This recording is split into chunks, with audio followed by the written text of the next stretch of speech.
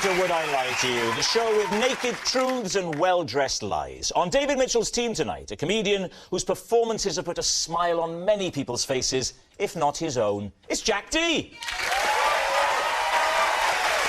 And a man who's cool, he's hip, he's dench, he's amazeballs, he's OMG, he's the dog's bizzle, he's YOLO. I don't know what any of those words mean. It's Tinchy Strider. And on Lee Mack's team tonight, a comedian who describes himself as a chubby sociopath, which is strange because I've never thought of him as a sociopath. It's Romesh Ranganathan. And the presenter of the National Lottery, where every week some lucky person wins millions of pounds, loses all their friends, breaks up with their spouse, falls out with their family, and ends up living alone in a giant house they paid too much for. It's Gabby Roslin. So we begin with round one. It's Home Truths, where our panellists each read out a statement from the card in front of them. Now, to make things harder, they've never seen the card before. They have no idea what they'll be faced with. And it's up to the opposing team to sort the fact from the fiction. Romesh, you're up first tonight. When I was a teacher, whilst trying to explain a tricky concept, I accidentally locked a pupil in a cupboard. David's team. OK. What was the concept? Was it the concept of imprisonment? It was a maths lesson. I was teaching the topic of probability and chance. That's the chances of getting locked in the cupboard. Well, that became an extra learning objective. That wasn't the main one. I was trying to get across the idea of Narnia. Yeah.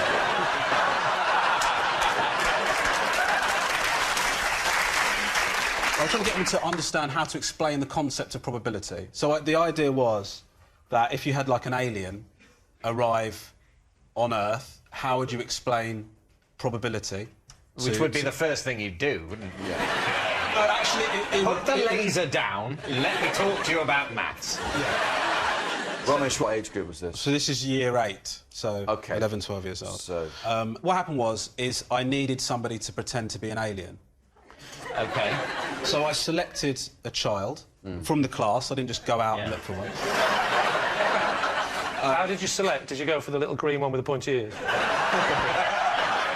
No, actually, what it was is I thought I was doing a good thing because, you know, you get some kids that are sort of, that have problems making friendships and stuff like that. And I had a kid like that in the class, so I thought I'd bring him out of himself. You chose the kid that got bullied to be the alien. So the rest of the class can point at him and go, alien.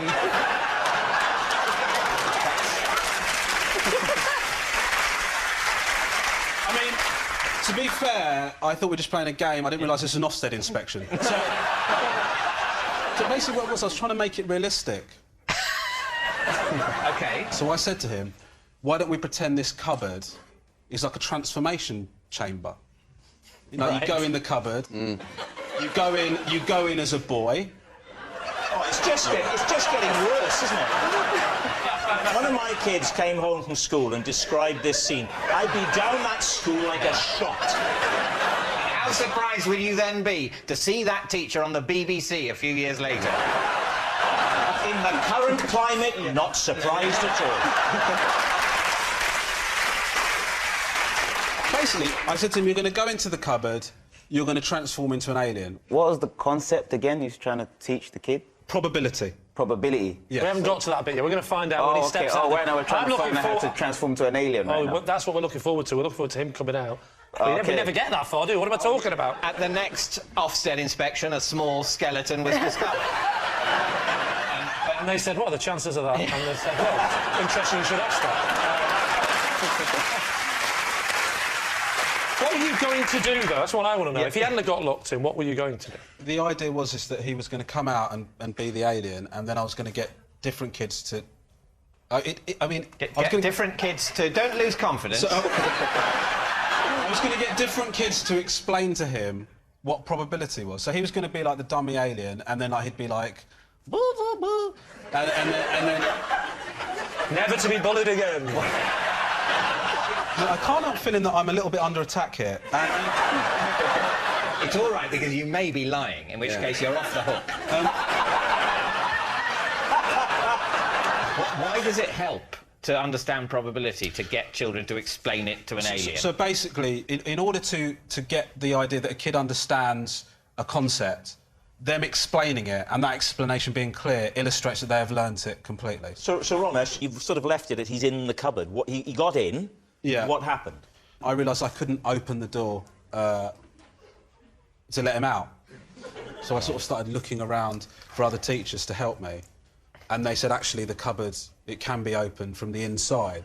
The problem came when I said to him, you're going to have to come out the cupboard, just open it from the inside. And he replied, yeah. Because he was being an alien. Right. So that extended the problem. And he was in there for 20 minutes. So he came out in the end. He eventually opened it. He came out and... Well, the lesson was ruined. What are you thinking, David? I do know that Romesh used to be a maths teacher. Oh, OK. Right. So, and that, you know, education's loss was show business's gain.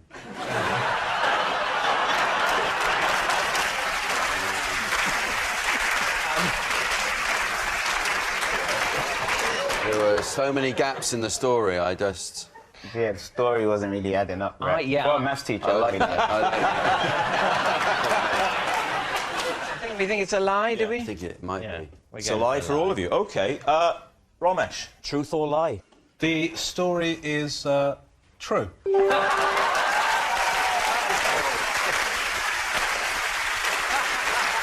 It's true. Romesh did accidentally lock one of his pupils in a cupboard. Tinchy, you're next.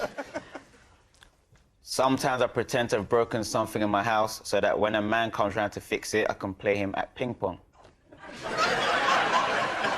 So hang on, just to be clear, what you're saying is you sometimes pretend that there's something broken in your house to get an handyman round so you can what?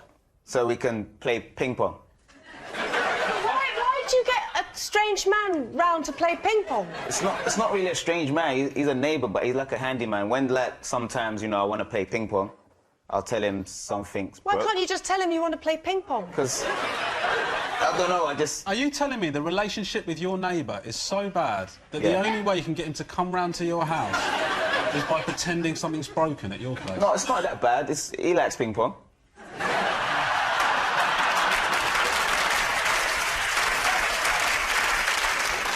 What's he called? What's he called? I don't know, I've never met him.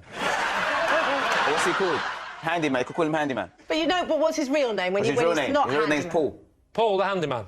Paul, yeah, Handyman Paul, really, not And Paul how the long have you handyman. known Paul for? I've been living there for maybe the past 3-4 years, so And yeah. That how many times has he played ping pong with you in that? Oh, loads of times. Always something wrong in my house. So you might say, what might be broken, for example? For example, I might say, OK, the light's off in, like, the conservatory or something, and then... Conservatory? Oh, you're very grime, aren't you? And, so you pull your hip-hop money into a conservatory and... so how would you go from the lights broken in the conservatory to... Do you want a game of table tennis? Because when he comes round and then, say, for example, sometimes it's not broken, I say, oh, I fixed it as he gets there, and I'm like, are you sure? I'm like, let's pop in for a quick ping-pong game, man. David, do you play table tennis? I do, yeah. Really? Yes. Are you good? And I'm all right. OK. But can you fix a light switch? Otherwise, you've got no chance of playing it. Absolutely not. No. So how do you serve, David? Do you serve like that, like that? David or always like gets somebody that? to serve him.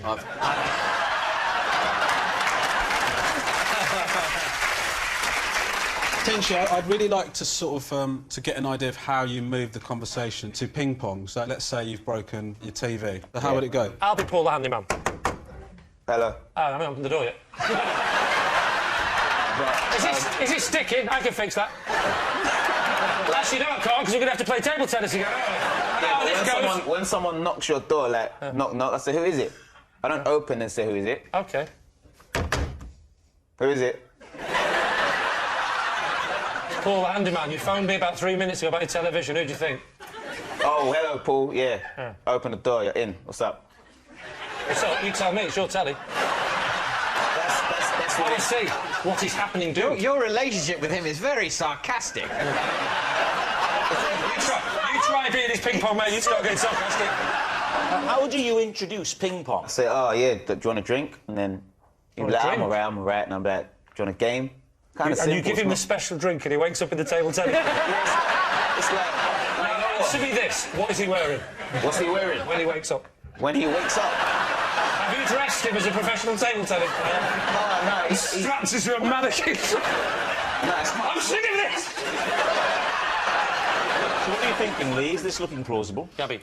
I think it's true because he doesn't want to be too upfront with Paul, the handyman. So he invites him round to fix... Handyman Paul. Sorry, handyman Paul. With handyman Paul for ping pong. Ping pong Paul. Even that name is better. Ping Pong Paul. Ping Pong Paul. So what are you thinking? I think it's a lie. So Romesh says it's a lie. Yeah. I think it's true. Gabby says it's true. It's got to be a lie. It's a lie. OK, Tinchy, truth or lie? Everything I was saying was all true.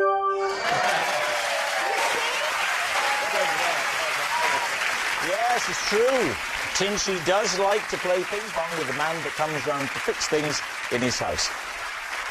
Our next round is called This Is My, where we bring on a mystery guest who has a close connection to one of our panellists. Now, this week, each of Lee's team will claim it's them that has the genuine connection to the guest, and it's up to David's team to spot who's telling the truth. So please welcome this week's special guest, Georgia.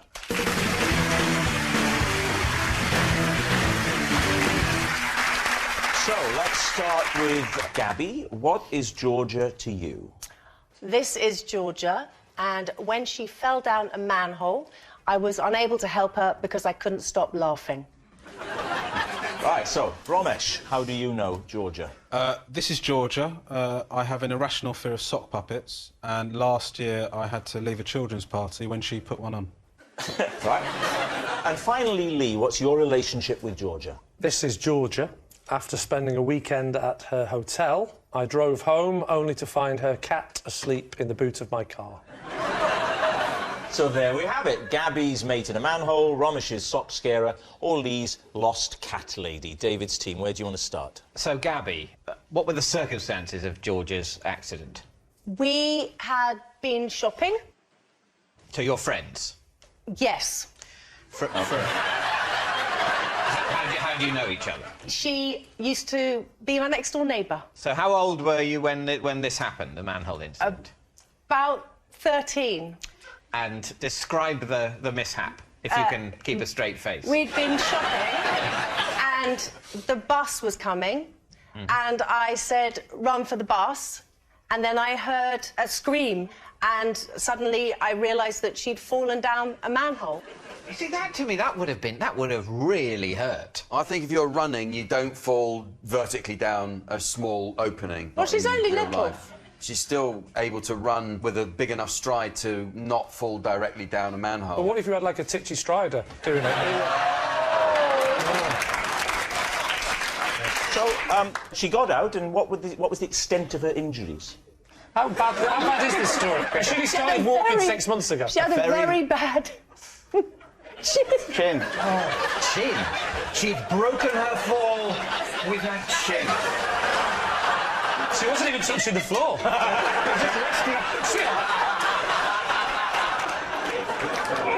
She goes, what's up? I can't speak because I'm The key question is what Jack alluded to, is that if you're running along, you've got forward momentum. Yes. And only one foot will be where the manhole is. Yeah, but not that both tallies with what she's saying, because one foot we're going, you go forward and chin. No, it's not very. They're not very wide manholes. Because manholes are about, you know, they're only, you know, to go down it like that, you'd have to be aiming for it, wouldn't you? You'd have to be doing run, jump, legs together.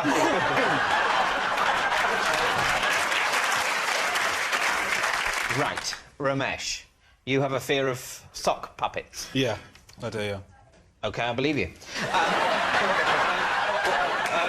Why? It's this. I find that like a snake. At any point, they can just turn towards you. Yeah. You know, it's the unpredictability of it. You know, like, it's not fun. No. You know, they've got the sock puppet there, then you're sitting down, they go, that's not funny, that's terrifying. It's horrible. And what was the occasion with Georgia? What? Well, I don't actually know Georgia that well. What happened was is that I was going to a kid's birthday party with my children. Okay. And the problem that we have is that our oldest child is very, you know, sort of chilled out and he just has a nice time. The second one is, well, he's not. And so we arrived at the party and just sort of his behaviour was unacceptable. He was shoving kids and it was sort of getting pretty embarrassing and we were trying to control it. And so basically she saw that there was an emergency situation. I sort of wandered over and she was reaching into her pocket to pull out what I hoped was a gun. But it turned out to be the sock puppet. And she put the sock puppet on and then, here he comes again, hello. She says a lot of it's unpredictable. It's not unpredictable. Yeah, but you don't know You don't know what the puppeteer might do, what they might think is Well, funny. they're either going to do that or that. Yeah. Yeah, but they can do that. Yeah, Attack, or that. attack, attack. But it's not the sock is not what enables them to do that. In many ways, any human might suddenly do that to you. It's the risk we live with whenever we interact. I'm not... Is that what you're thinking when you're chatting? Look at that strange look you give me when we're having a drink afterwards. And you've got that constant... I always think with you, give it a couple of yards. So if you suddenly do that, get away. So how did you react, Romesh? I just sort of grabbed my son and I went, I'll get him, I'll sort him out, don't worry, thank you, and just tried to not look. And then I just sort of ran out of the party into the back garden. Right. She's not going to come after you with the sock. No, if she'd have come out to the garden with, like this, Yeah. I would have just knocked her out. Like this. So, Lee, cat in car post hotel I've written down. That's her name, yeah? Yeah. What kind of cat was it, Lee? Oh, it's a black one. Oh, yeah. What kind of hotel? Red. What kind of car? Blue. You there for the weekend? I'd taken my wife away for a weekend in a boutique hotel in the New Forest. The Old Forest wasn't doing it for me. Right. Had you got home when you discovered the cat? Yes, I'd got home and I opened up the boot to let the wife out. No. I opened up the boot to get the luggage out. The flattened cat? No. What had happened is I opened up the boot of the car. I'd gone into the hotel because I put my bag in, but my wife was chatting away to someone. I was trying to get her away. Says, come on, we should probably drift off now. That's when the cat had jumped in. And you drove back home. Drove back home. No incident, no sound of purring or yowling that you couldn't attribute to your wife. Yeah, no, I just... I did a bit rude, David. And shame, mate, let yourself down. Still doing all that old-school comedy, I think. Yeah, and we hadn't heard anything. We had the radio playing quite loudly, and we all know that the sound of Spandau Ballet is a lot louder than... And you remembered when you saw the cat in the car, that's the cat from the hotel? Yeah, I mean, a jet black cat in a hotel. You don't see a lot of cats in hotels anyway, do you? No, you don't anymore, because you take them home in your car. Did you just drive them straight back? I immediately rang the hotel and said the bacon's a bit burnt, but whatever. I've got your cat. And she said, Bombing egg, all right, next time I won't cook it so much. I mean, no, it's not a threat. I'm just letting you know I've got your cat. That was just a sign. I'm not going to start sending you, like, an ear and then a paw. I mean, you're getting the cat back. Well, eventually. But no, so I said, why don't we meet halfway? We'll meet at a service station and I will give you the cat.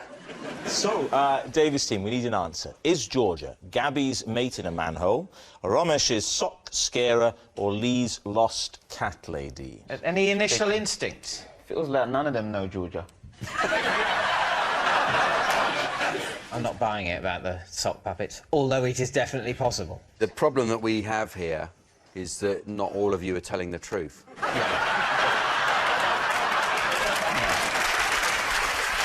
is true. I think Gabby knows Georgia. That's my instinct. Yeah. Yeah. I think we're going manhole? Yeah. Manhole? Let's Manhole? call her Gabby. Gabby, please.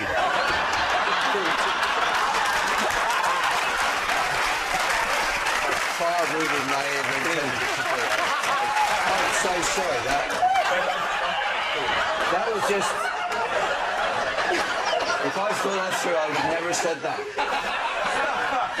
So, we're saying that it's Gabby, Gabby it's who's the telling the manhole. truth, OK, yeah. Georgia, would you please reveal your true identity? My name is Georgia. I'm friends with Gabby, and I fell down the manhole.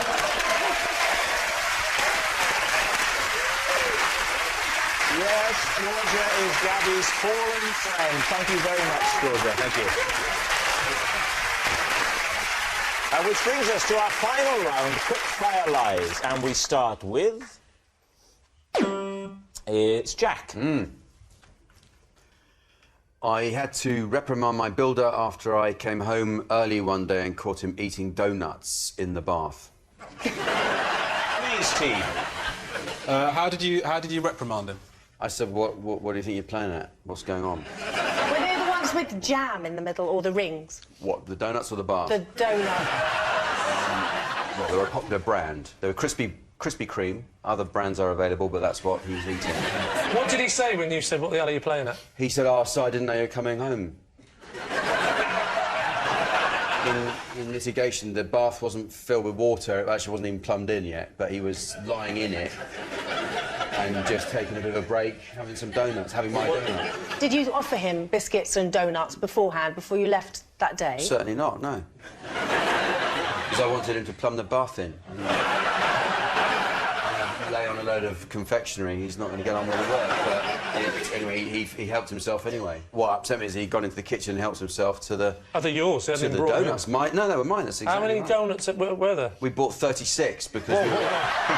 What are you doing with 36 donuts? Well, because we were expecting friends around because it's a new house. And you were having this housewarming, curiously, before the bathroom had been finished. Yes, I'm concerned about your plumbing. Yeah, well, you know, the builder... First time a woman said that to Jack. The builder... The loo was done. In fact, one of them wasn't done, but yes. I'm obsessed with the boldness of taking a whole box to the bathroom, more so than getting in the bath. Yeah. I don't care where he's sat. I agree. How far would he? You don't care if a builder was in your house and sat in your empty bath? Not only after it's been plumbed in does that bother me. Oh, so an empty bath that's not plumbed in, you don't mind anybody sitting in your empty bath? Could wee in it for all I care. It's empty. It's not plumbed in. Can I just say, if you're thinking of breaking into my house, that was a joke. Do not urinate in my bath. I must say I agree with Lee. I think an unplumbed bath is still the builder's province. Yeah. Once it's plumbed in, they've signed off on it. Then it's yours. It's your place of washing. Before then, who knows? So anybody can go and sit in an unplumbed bath? Not No, not anybody. anyone. No, No, it's- no, a qualified builder slash donut eater. OK, hold on. I want to know if the party still happened, though. Everyone arrived, didn't they? They didn't know this had happened. Was this a showbiz event? Because I don't remember getting the invite. Yeah. Are you in showbiz, are you, Lee? All right. Come on. There's no need for that, Jack. Lee, what are you thinking? I don't know, Romesh, what do you think? I find your idea of serving donuts at a party unacceptable. That is unacceptable. And if I turned up to a party expecting donuts and then they said there are no donuts, you know what I'd say? Well, at least can I just have a hot bath? And you can't even offer that. I think it's a lie. Gary? Must be lying. Both say it's a lie. I'll go with my team and say it's a All lie. right, you're saying it's a lie. Jack, truth or lie? It is a lie. Yes, it's a lie. Jack didn't catch his builder eating donuts in the bath. Next. It's Gabby. If I'm ever worried about something silly, I write it on a sheet of loo roll, eat it, and the worry goes away. David's team. Right, but only if you're worried about something silly. Well, it's those little things. You know, there's things that just bug you and you can't get out of your mind. No. What sort of silly worry, then? You know, when you wake up at 3 o'clock in the morning and it's those little things. Did I close the cat flap, or did I put the rubbish out, or... That's up to the cat. Did I turn the lights off? All of those. The little silly things. So then I go to the bathroom and I write it down. It's not quicker just to check whether you've turned the lights on. No, because the bathroom's closed and I've been going all the way downstairs. Is it an ensuite, Go Gabby? ensuite. No, it's not. Tingy's off again. Is it en suite? Mine is. They put in at the same time as the conservatory. And the ping pong room. There's a lot of money in grime, I'll have you know.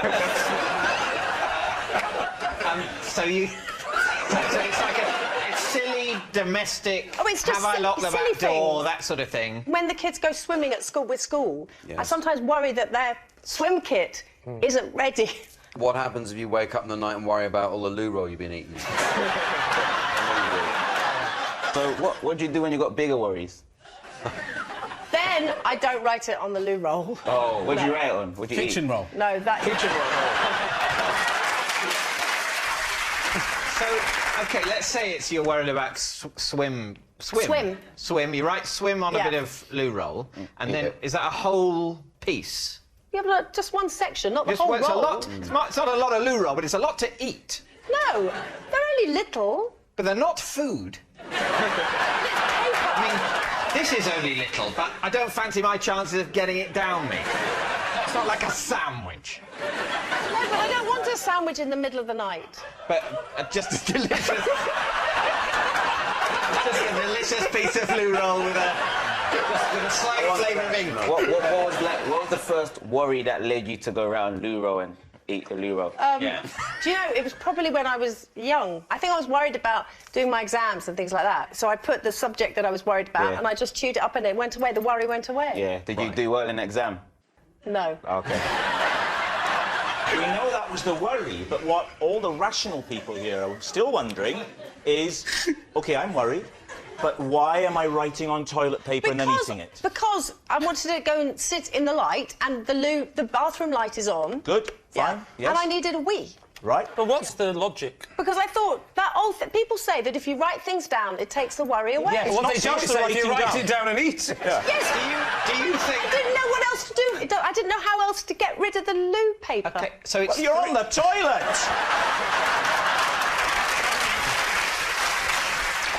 So what do you think? I'm on the last side. I'm thinking it's a lie. I think we think it's a lie. OK, conclusively a lie. Gabby, truth or lie? It's actually a lie. And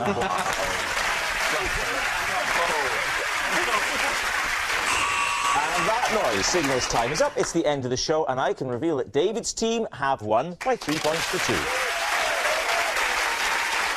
But it's not just a team game, and my individual liar of the week this week is Tinchy Strider. And Tinchy's invited us now to hang with his crew and get on the decks. So thank you, Tinchy. I love a regatta. Good night.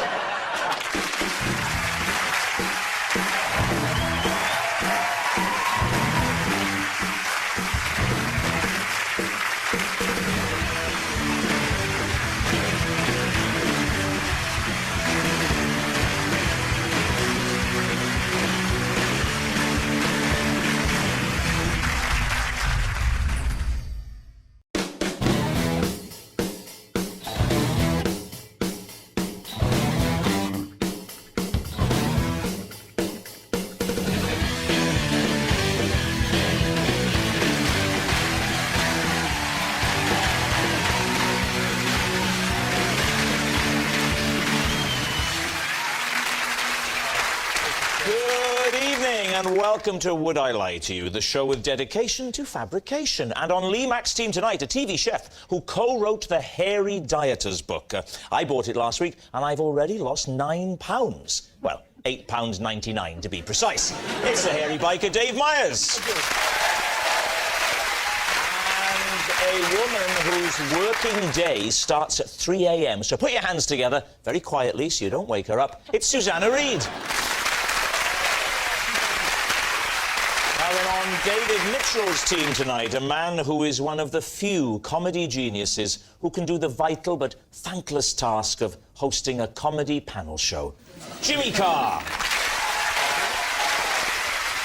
And a comedian and actor with a line in saving nature and restoring homes. But tonight we'll be after a little less conservation and a little more action. It's Griff Rhys-Jones.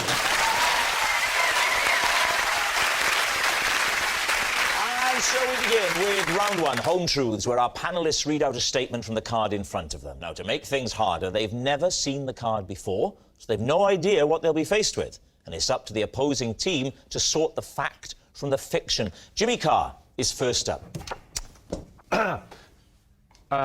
As a baby, I was regularly fed coffee in my bottle. Lee Mack's team, what do you make of that? From birth? I thought you were going to say from your mother's breast. You were giving coffee in the milk. What, milky coffee from about the age of 3. This is not hot coffee, obviously. Yeah, no, it would have been quite warm. Warm, milky coffee. And when you got older, did you ever say to your parents, why did this happen? Yeah. My children like coffee. Nowadays, you can have what they call a kiddie-chino. A baby chino, Baby sorry. chino. Baby chino, I got it wrong, kiddie chino. Actually, a kiddie chino is just a very small pair of trousers. You probably do use them.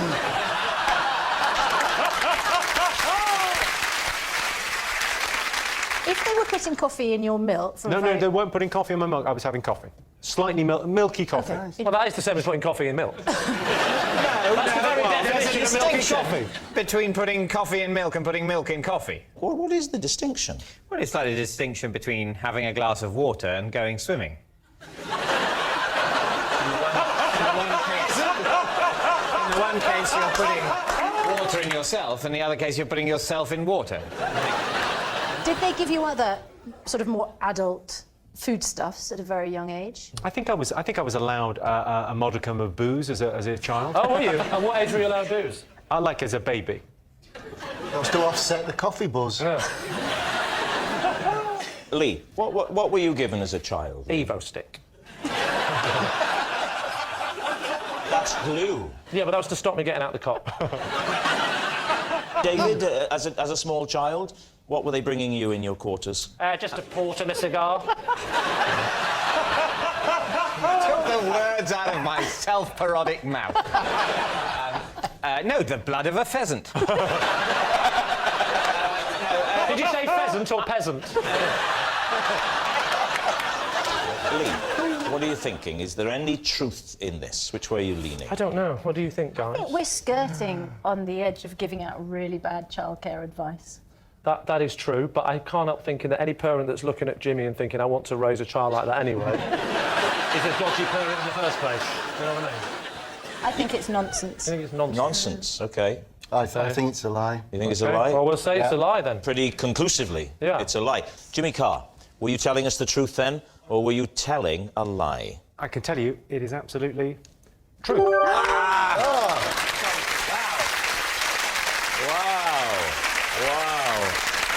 Yes, it's true. As a baby, Jimmy was regularly fed coffee in his bottle. Dave, you're next. I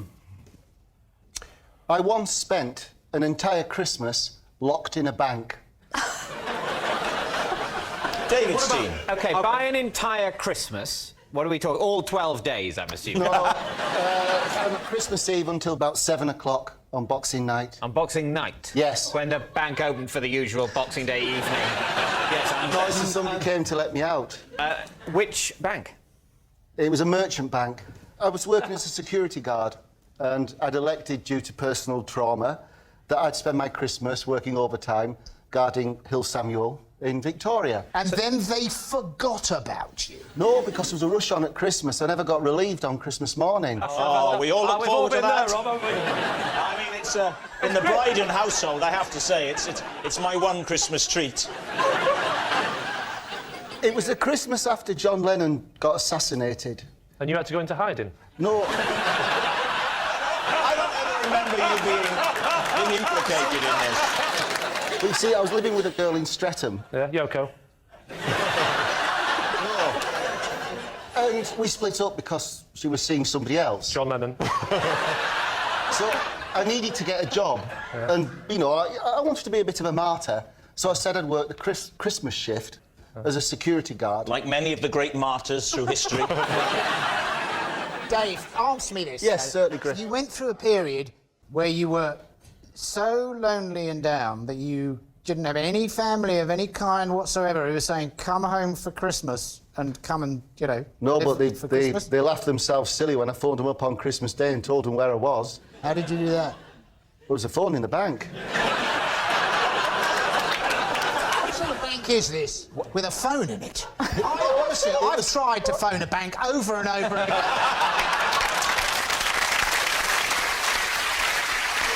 So there's a phone in the bank. Yes. Why did you only use it to phone your family and not to phone someone who could have released you from the bank? I kept phoning. It was a firm in Croydon that had employed me, and I kept phoning them, and they said they had nobody in to hold on. So I held on right through, like, 4 shifts. And you accepted that? I had no trouble. I was locked in the bank. So I couldn't get out. When you're guarding the bank, they lock you in. They don't lock you in, surely. In the bank? Well, they wouldn't give me the keys. I was only 22. So that's how a merchant bank ensures its security over Christmas. It locks a 22-year-old in there. No, it's all right. If anyone breaks in, the 22-year-old will handle it. No, but I had a phone. You see, I could have What were you phoned for the supposed to police. do if the burglars all come in? You ring Croydon, they say, we'll have someone there in the next 36 hours. Well, how did you actually celebrate Christmas? I mean, what did you do to mark it? I did. Before I went to work, I did take myself a small capon. I stuffed it, little sausages and everything, and I put it by me, you know, away, and I looked forward to it. And when I got back on Boxing Night, the cat had me capon, because I forgot to put it away. The cat was wearing your cape? No.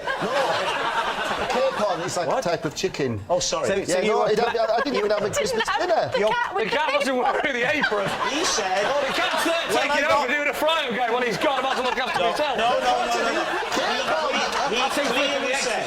It's a big chicken. No, he clearly said, I came back and the cat had me cape on. So, David, what are you thinking? There is only one person who can answer this question here in this room. So we're going to have to turn to you, Jimmy. I wouldn't have thought there were many merchant banks in Victoria. I don't really know much about banks in Victoria. If it was in Jersey, I'm your man. So, is it the truth? I think true. Do you? I like the detail, the cat, the capon. I love the story. I'd like to buy the rights. We think it's true? True, we You all think it's true? True, Okay. absolutely true. Dave, truth or lie? Sadly, it's true.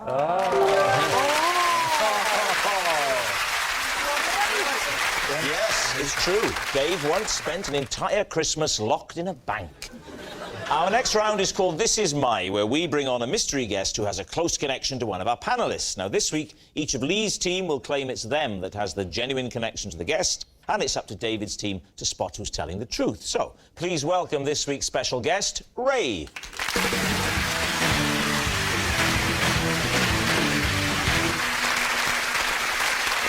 So, let's start with Susanna. How do you know Ray? This is Ray.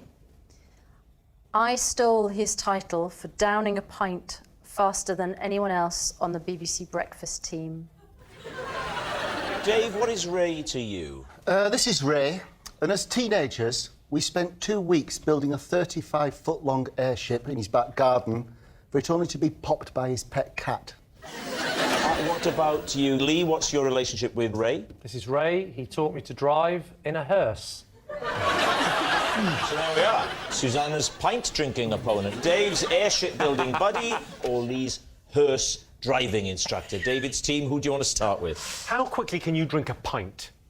I can drink a pint in 6 seconds. 6 seconds? Yes. How quick was Ray? 7 seconds. Thank God you said a number bigger. And how long had Ray held the record? 3 years. And how much less a man do you think he felt?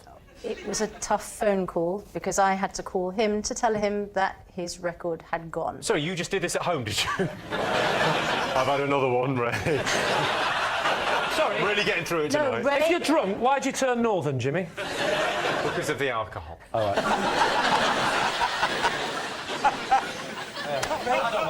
When I'm trying to fiddle the government, I always put on Jimmy's voice. we all do different things. We all do different voices. Susanna, can you just fill me in? What was his role in the breakfast team then? Ray was a floor manager of breakfast. Right. In Television Centre. I mean, Ray is famous for having the record of 7 seconds for downing a pint. But that was when we were at Television Centre in London. And then, of course, the breakfast team moved to Salford. Right. And Ray didn't come with us. I see. So the breakfast team start downing pints when?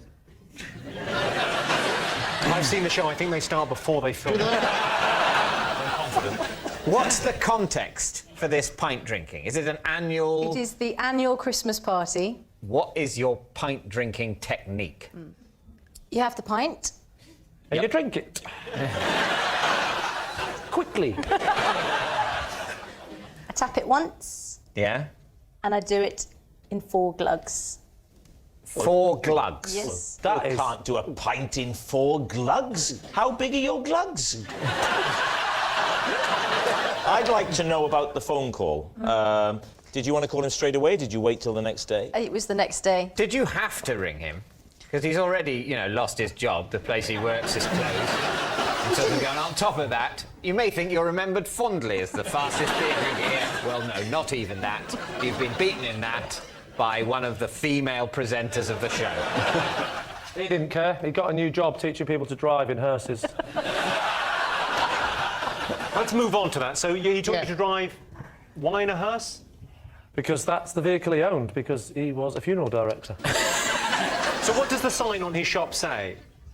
Closed when he's teaching me. Why did he teach you to drive if he was a funeral director? Because he was a friend who was a funeral director. He just so happened to own a hearse. Where did this all take place? In the hearse. No, I know. Dad sometimes said, can I have a lie down in the back if I was tired? Where did he come from? Southport. Southport, the streets of Southport. Yes, how do you know I'm from Southport? I told you. Yeah. How do you know?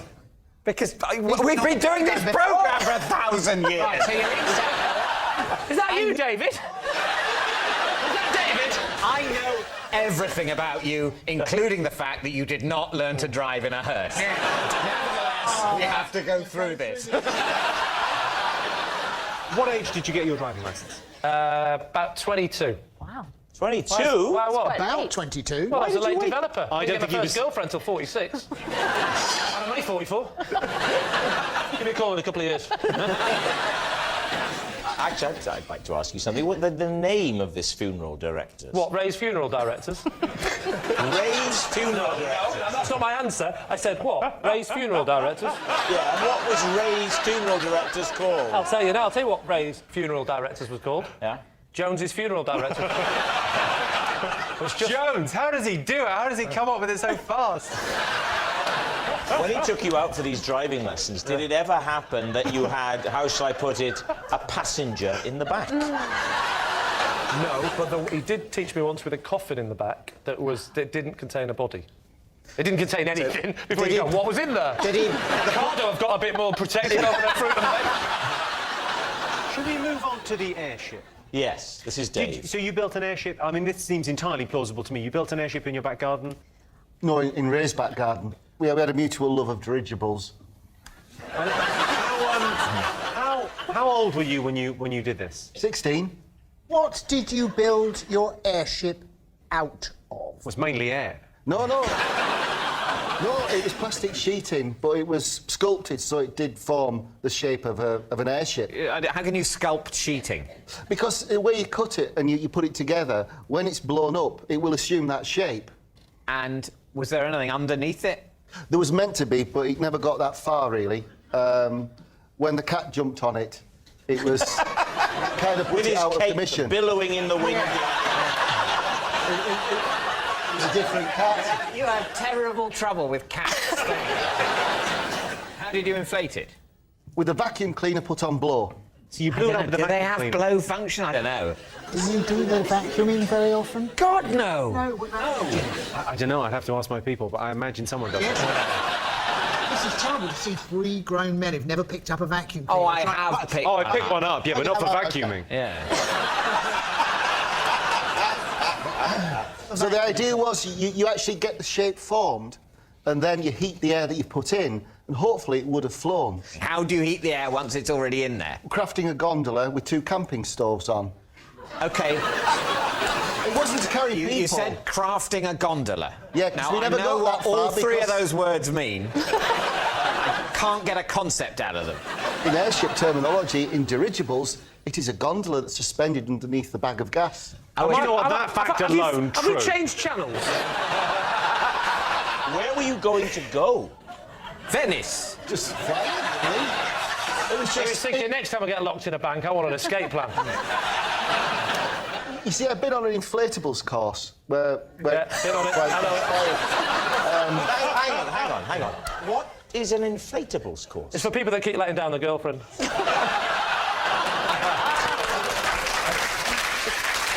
It was just learning how to make things out of plastic and blowing up. It was kind of a sculptural thing. Now, let's go back to this cat. Did he jump from a tree or a wall? Backyard wall. Backyard wall. Yeah. So the cat saw this huge inflated thing and thought, I'm going to jump on it. Yeah. No, it just jumped on the top, and we were in it at the time. You were in it? Why had you gone inside? To work out where to put the heat shield. Honestly, it's true. That's not be any more true. To work out where to put the heat shield. Yeah. True. Right, chaps, we need an answer. So, David's team. Is Ray Dave's airship building buddy, Susanna's pint drinking opponent, or Lee's hearse driving instructor? Let's go through. Okay, so the her story, nonsense. I could imagine BBC Breakfast having a drinking competition. So can I. I'd remind you of the phrase, we were in there to see where to put the heat shield. You think... And let's not forget the phrase, Jones's funeral director. I think he's a mate of Dave's. I think he looks so much like a mate of Dave's. If we stood them face to face, it would look like a vase. So you are saying, therefore... Airship! Airship, right. Airship. OK. Ray, please reveal your true identity. I'm Ray, and I built an airship with Dave.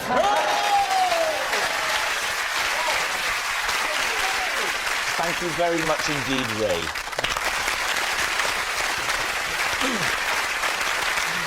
Which brings us to our final round, quick-fire lines, in which our panellists lie not only to their teeth, but against the clock. And we start with...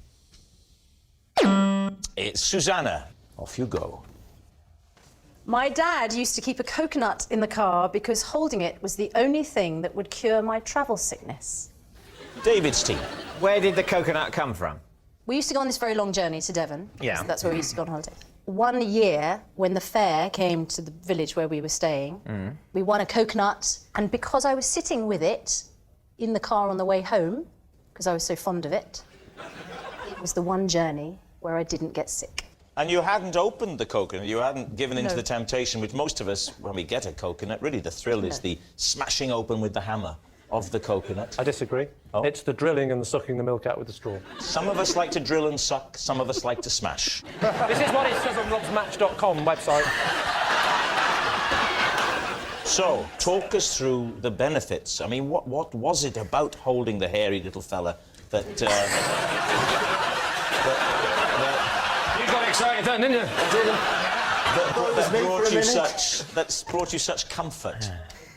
I think it must have just been the texture of it, and also the sheer distraction. This could be the best night of your life, David. It would help me to visualise if you could put your head in her lap. Can we do that? Can you just... You pop your head, just so we can get a feel. You could just... Well, do you know what? He didn't take much persuading, did he? So how would that look? Is this something we could believe in? Yeah, just slightly higher so we can see. I'll tell you what, I'm glad he faced that way. Could have been awkward, couldn't it? You don't look as delighted with the coconut as I was expecting. Can I just say, with my slightly spiky hair, I probably am slightly more coconut-esque. Just saying. Too late, the coconut's been cast. So, David. David, what are you thinking? What do you think, Griff? I don't believe the old hairy coconut story. I think definitely true. So I'm saying true, Griff's saying not true. I So don't know. whoever your favourite is, just go with that. It's like I'm, you know, a nasty dad with two children of very different ages. My instinct is it's true. You think it's true? OK. Susanna, they say it's true. Were you telling the truth? Or were you, in fact, telling a lie? It is a lie. Yes, it's a lie. Susanna's dad didn't used to keep a coconut in the car to cure her travel sickness. Next. It's Griff. I pretended to Princess Margaret that I was deaf. You pretended to Princess Margaret that you were deaf? Yeah. Why did you pretend you were deaf? Because I needed I needed to explain that I didn't understand what she was saying. What did she say? She said, "What are you going to say?" And how did you find out that's what she'd said? Because I pretended to be deaf. She so said, she then said it loudly and clearly. What? So did you have someone signing to you then? What? She came up to me, and if you remember, she spoke in a sort of very Princess Margaret sort of voice, and so she said, we met and we were introduced, and she said, oh, yeah. And you said? And I said, I beg your pardon, ma'am. And she said, yeah. And I said, yes. And she said, what do you mean, yes? And I said, I'm terribly sorry, I didn't quite catch what you said then, ma'am. I am a little deaf. And she said, what are you going to say? And what were you going to say? What? What was the answer to the question? What were you going to say? What is the answer to that question? I haven't thought it through yet. You mean you talking to me now or to Princess Margaret? Princess Margaret. So you said the answer should have been I haven't thought it through yet. Yeah. But what did you end up saying? That's what I said to her. I haven't quite thought it through No, yet. but what the answer? No. Yeah. I'm asking. She said, "What are you going to say?" Yes. He said, "I haven't thought it through yet." Yes. What I want to know is what were you going to say in the thing that you were supposed to say? Oh, I was going to make a speech. And what were you going to say? He hadn't thought it through. I hadn't thought it through at that stage. What did you say? Something about art. Pardon? Art.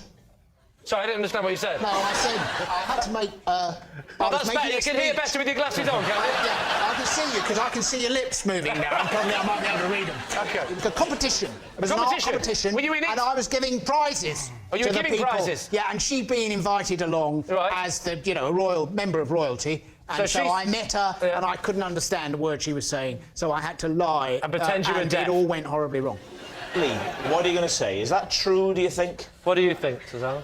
I think it's true. Think it's true? I think it's true. You can't stand there going, hey, you what? I think Griff would try and just smooth his way out of it. Yeah. He's a smoothie, I think it's true. He's an old smoothie. I think it's true. You think it's true? Griff, were you telling the truth or were you telling a lie? What? It's true. It's true. Yes, it's true. Griff did pretend to Princess Margaret that he was deaf. Next. It is Lee.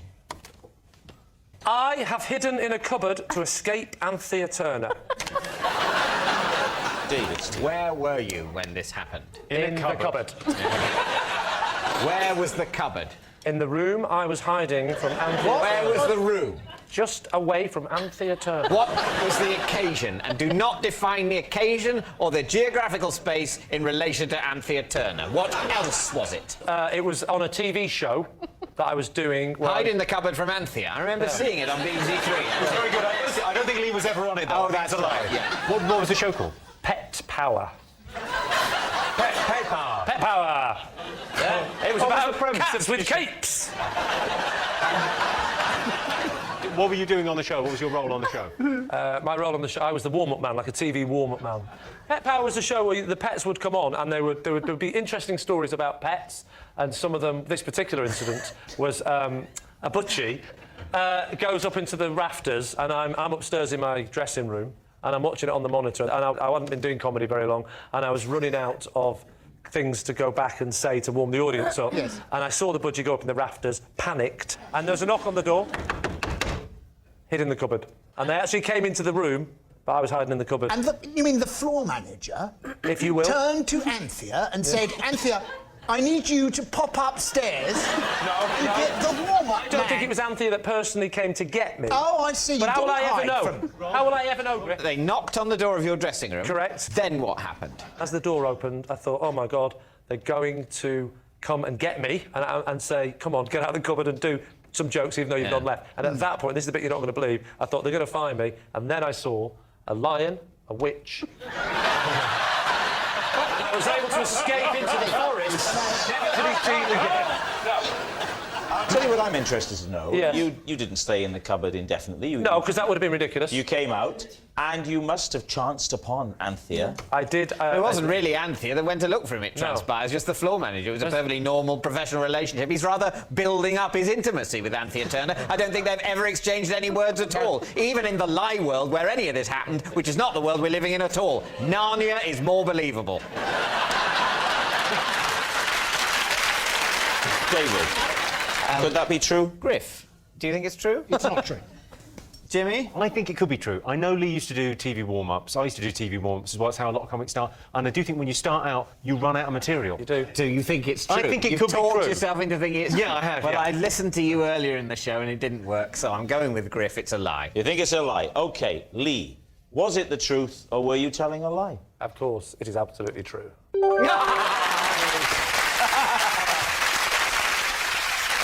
Yes, it's true.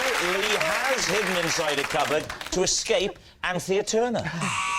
And that noise signals time is up. It's the end of the show. I can reveal it's a draw. But it's not just a team game, and my individual liar of the week this week is Dave Myers. Yes, Dave and the truth. Like his hair and a brush, they just don't go together. Good night.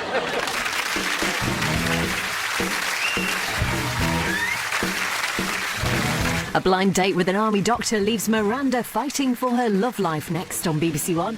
Alpaca farming in Peru over on BBC Two. Wild Shepherdess with Kate Humble just started. And you've got the best seat in the house for Dizzy Rascal and Folds live from Glastonbury over on BBC Three now.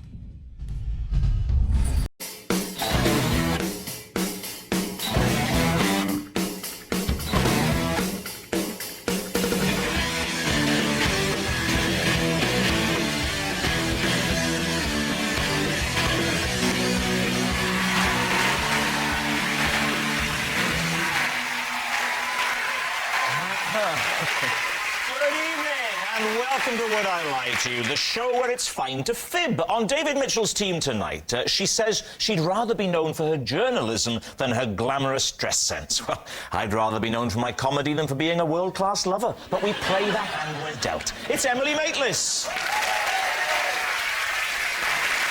And I'm not saying he went to a posh school, but the kids who had a packed lunch brought it in a hamper. From fresh meat and hit the road, Jack Whitehall. And on Lee Mack's team tonight, he's Carson the Butler in Downton Abbey, a show that's meticulous in its attention to historical accuracy, even down to the colour of Lord Grantham's iPad. It's Jim Carter. He's won so many BAFTAs, he's the first man in Britain ever to finish a tin of Brasso. It's the satirist and broadcaster Armando Iannucci. And so we begin with round one, Home Truths, where our panellists each read out a statement from the card in front of them. Now, to make things harder, they've never seen the card before, so they've no idea what they'll be faced with. And it's up to the opposing team to sort the fact from the fiction. Jim, you're first up, so would you please reveal all? Right. As a method actor on the set of Downton Abbey, I like to remain in character all day and even help serve lunch to the cast and the crew as Carson. David, what do you think? Right. My immediate question is that I think on a big set like Downton Abbey with a lot of high-profile stars like Maggie Smith, there'd be an insurance issue with unqualified caterers serving lunch. Nobody's ever told me there was an insurance issue. I don't do Maggie, I have to say. Maggie... Do you bring her food, then? I don't serve Maggie her food. What I do is I bring the food to the people on the dining bus, rather than go around to individual caravans or changing rooms. Why do you think that helps your performance? It just helps me stay in character somehow. I don't like to switch off. I lose concentration if I switch off. I just try to stay with it. It's tricky when you're serving things out of polystyrene plates, but it just helps me. Well, I was going to say, 'cause if you want to inhabit the mind of the Edwardian or First World War butler, and you say, I am that person, and suddenly there's a camera, an HD camera and a boom in front of you, aren't you going to sort of scream, witchcraft, witchcraft? What is this madness? the aliens are here.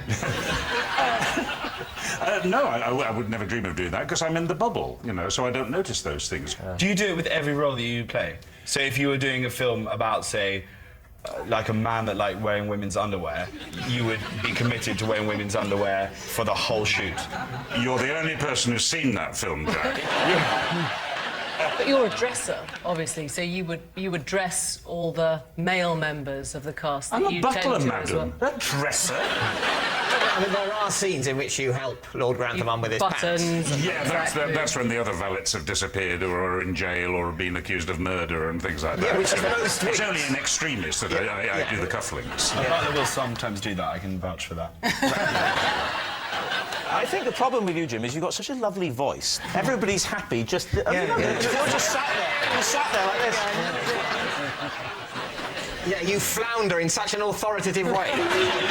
Viewers will be pleased to know that Jim's answer is now available as an audiobook. That method acting thing, though, is true. I met someone recently that was in Hollyoaks, and they were really stupid in real life as well. They do it all the time. I knew someone in Hollyoaks, and his granny used to watch every episode, and he said, Granny, you please don't... So what he did was, if it was his last scene of the episode, he'd go like that, and that was Granny could switch off then, because she knew he wasn't in anymore. So what do you think, David?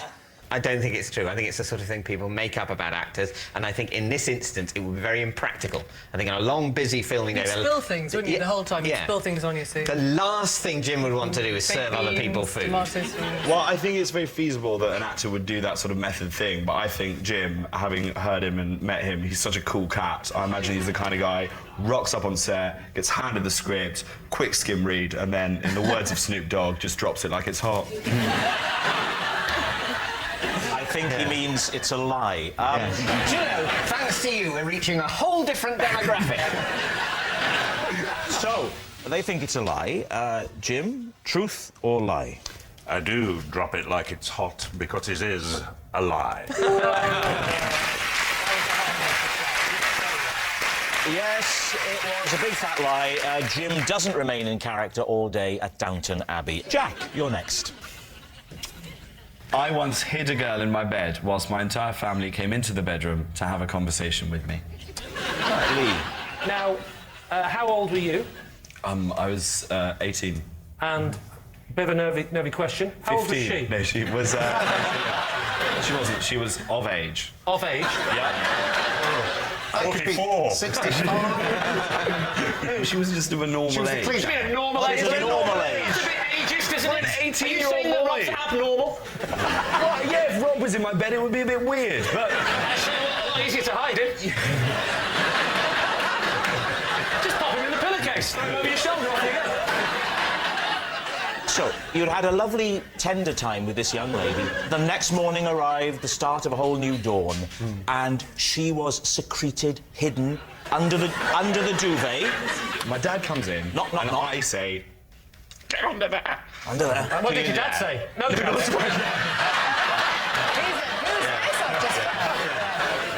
I don't want to have an awkward moment with my dad introducing him to this girl, so I said, why don't you just hide under there? Was she a very thin girl? Because I would have thought you would have seen a body under a duvet. Yeah. You see, you don't understand the kind of toggage that I'm rocking back at home. It's a very thick duvet. Like, yeah, plenty of... Was it winter? Duvet to Jack? hide. Was it winter? It was winter. But there's nothing worse than a heavy tog in the summer. Oh, I hate it. But I have two duvets within the thing, and then I take one out. So do I. I take one away for the summer. Yeah. Stick it back on for the winter. It's a lovely way of doing it. When you're unsure. God, is it always this boring, the show? I'm just going to cut to the chase here. You two, watch him very carefully while I ask this question. What was her name? Yeah, well, that's no... I can't say on TV. Why? Oh, very good. I want to protect her modesty. But did your whole as I family did come on into that your morning. bedroom often? Oh, nice. Do they just go, "Oh, morning"? My dad All will of always you, come yeah. into my room, Yeah. and he always brings in the Telegraph and reads to me little extracts that he's found. And then your mum's behind him, and then your brother and sister. And then Can we listen? What happened this one morning was that my dad had received a round robin, so he came in to read me this letter. I said hide under the duvet. Then my mum came in with a cup of tea, and my dad was reading this letter, so he was like, "Oh, Molly, Barnaby, why don't you come in as well. Sounds like a rough family. So... they were all around the bed, and she was sort of hidden under it. It was quite a long letter as well, so I had to keep sort of giving her a bit of air. And then... You're doing that, yeah. Is it a single bed or a double bed? It's one of these ones that's like a small double bed. Oh, like they're called single beds. It was, yeah, it wasn't... Is this the first time that had happened? Had you never been in that situation before? Or? I'd brought a girl back before, but I'd been very careful to sort of sneak her out in the morning. I'd like distracted my dad, and then you just go. Oh, so that was the plan. The plan was you were going to sneak her out without anyone noticing. Through the laundry chute. I don't know what a laundry chute is. The butler normally just takes it from the room. No, but I was planning on sort of sneaking out and not having to deal with this situation. Yeah. And at the end, she was under there for too long. I had to let her out. Not let her out. That sounded like she wanted to be there initially. The only way you can conceal someone lying under a duvet is to lie on top of them in exactly the same body shape that they are. Yeah. Really. Well, I was sort of, I sort of over her. No, I just like so I could, I had a bit of my body on her. I don't like humans touching me. All right, so what do you think, Lee? OK, I think... Well, sorry, Jim. What do you think it's true? I'm borderline true, yeah, true. Borderline true. Go on, then. We'll go with true. You're going to say true? OK. Jack Whitehall, were you telling the truth or were you telling a lie? It is a true lie.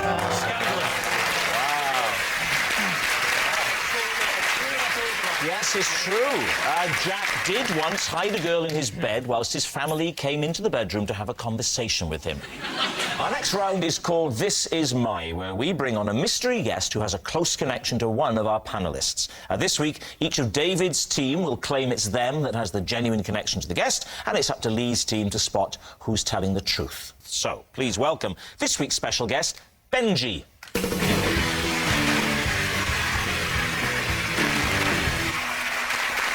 So, Emily, what is Benji to you? This is Benji. He's helping me to fulfil my recurring dream, which is to do the splits. Jack, how do you know Benji? This is Benji, and last year he hypnotised me and a friend so that we could watch the Harry Potter films as though we'd never seen them before. And finally, David, your relationship with Benji? This is my ice cream man, Benji. Oh, it's not, is it, David? It really isn't. This, as I say, this is my ice cream man, Benji, and he calls me Two Flakes. Go on. Because he always gives me 2 flakes in my 99. There we are. Lee, where do you want to start? Well, I want to start with Emily, because I want to establish exactly what we're talking about. Are we talking about a reoccurring dream you have and you want to get rid of the dream, so he's helping you somehow with that dream, or it's a lifelong dream to do the splits? It's a recurring dream, and he's helping me to get flexible in it. You need to be... Don't need to do splits. It's not to do with your mind, it's to do with your body. It's to help you achieve your goal of actually doing the splits. Yes, that's right. What angle have you got to so far? What, right leg or left leg? To produce an angle, you need both legs. Trust me, that's my chat line.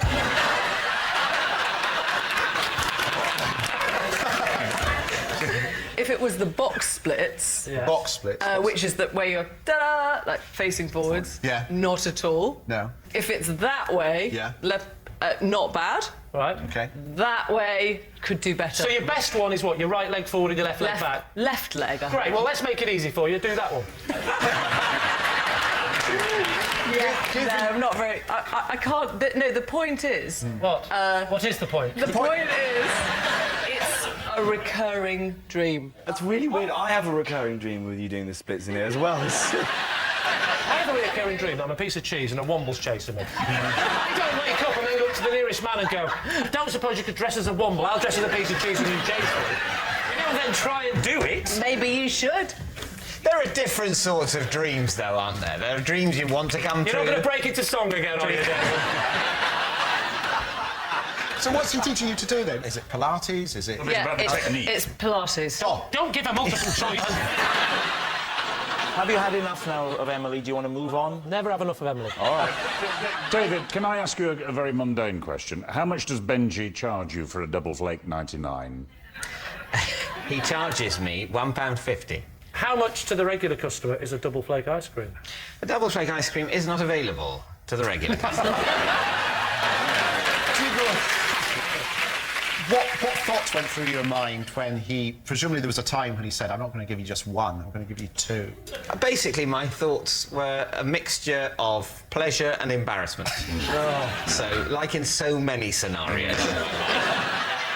How often is Benji in your area? I mean, how many times a week does he service your street? Benji's ice cream van is often parked in as a certain place. Yeah. Where is this place? Passing by Queen's Park in northwest London. And why are you regularly passing Queen's Park in northwest London? Because I often walk that way from my flat to the BBC. Who affected the introduction, David? I mean, who proffered the name Benji? I mean... Well, Benji proffered his own name. Did he? In what circumstances? Benji recognised me in my capacity as someone who has been on television. When were you on television? Is it sad when summer's over? Do you know when it's the last time you and Benji will be together for another year? I think, thankfully, it's never quite clear which time will be the last time. I think, in a weird way, we're both better off for not knowing. Yeah. So, just so to be clear, Benji offered you 2 flakes once because he's a big fan of your estimable body of work, and that sentence wouldn't work without "of work" at the end, would it? And then gave you the name. You didn't say, "Oh, look at me, I'm David Two Flakes." You didn't do that. He gave you the name. Knows, Rob, better than you how desperately keen I am to develop some sort of catchphrase. But in this scenario, it wasn't me, no. So and I think actually it wasn't the first time. I wasn't given the name Two Flakes by Benji the first time. Well, of course not. That would be madness. It sort of developed probably the second or third Fourth time. or fifth, sure. You'd need a pattern to have developed. Some sort of pattern had developed. Has he ever offered to put anything else on your cone? No. OK, let's move on to Jack. Jack, remind us again of your connection. Benji hypnotised me and a friend so that we could watch the Harry Potter films like we'd never seen them before. So you've obviously seen you've seen them all? Yeah. I'm a massive pothead. Right. And you were so desperate to watch them again that you got... Well, I mean, what is obviously a professional hypnotist or a friend who can do it? Well, basically, last year when Deathly Hallows Part 2 came out and it was the end, it was really sad, and I was going through quite a bad time, and I was also trying to give up smoking, and Benji was actually helping me doing that, and we were talking about that, and I said, what else have you done, hypnotised other people to do other things? He said, yeah, well, he'd done it to someone that had watched Star Wars and then enjoy that experience. I was like, that sounds amazing. Could you do that for me and some friends to watch? I think after this show, people are going to want to use his services. When he's hypnotising you, what happens? Well, he puts you into a sort of transient state. Is he dressed as a wizard? How does he get you into a transient state? What does he do? When he talks to you, he relaxes you. What does he say? Well, I can't remember. I was in a transient state. He's good, isn't he? Right. Who do you think I don't know. it is? Listen, it's either 2 flakes or 2 legs. Not Harry Potter, then? I don't... Draco Dorman Nunquam Titilandus.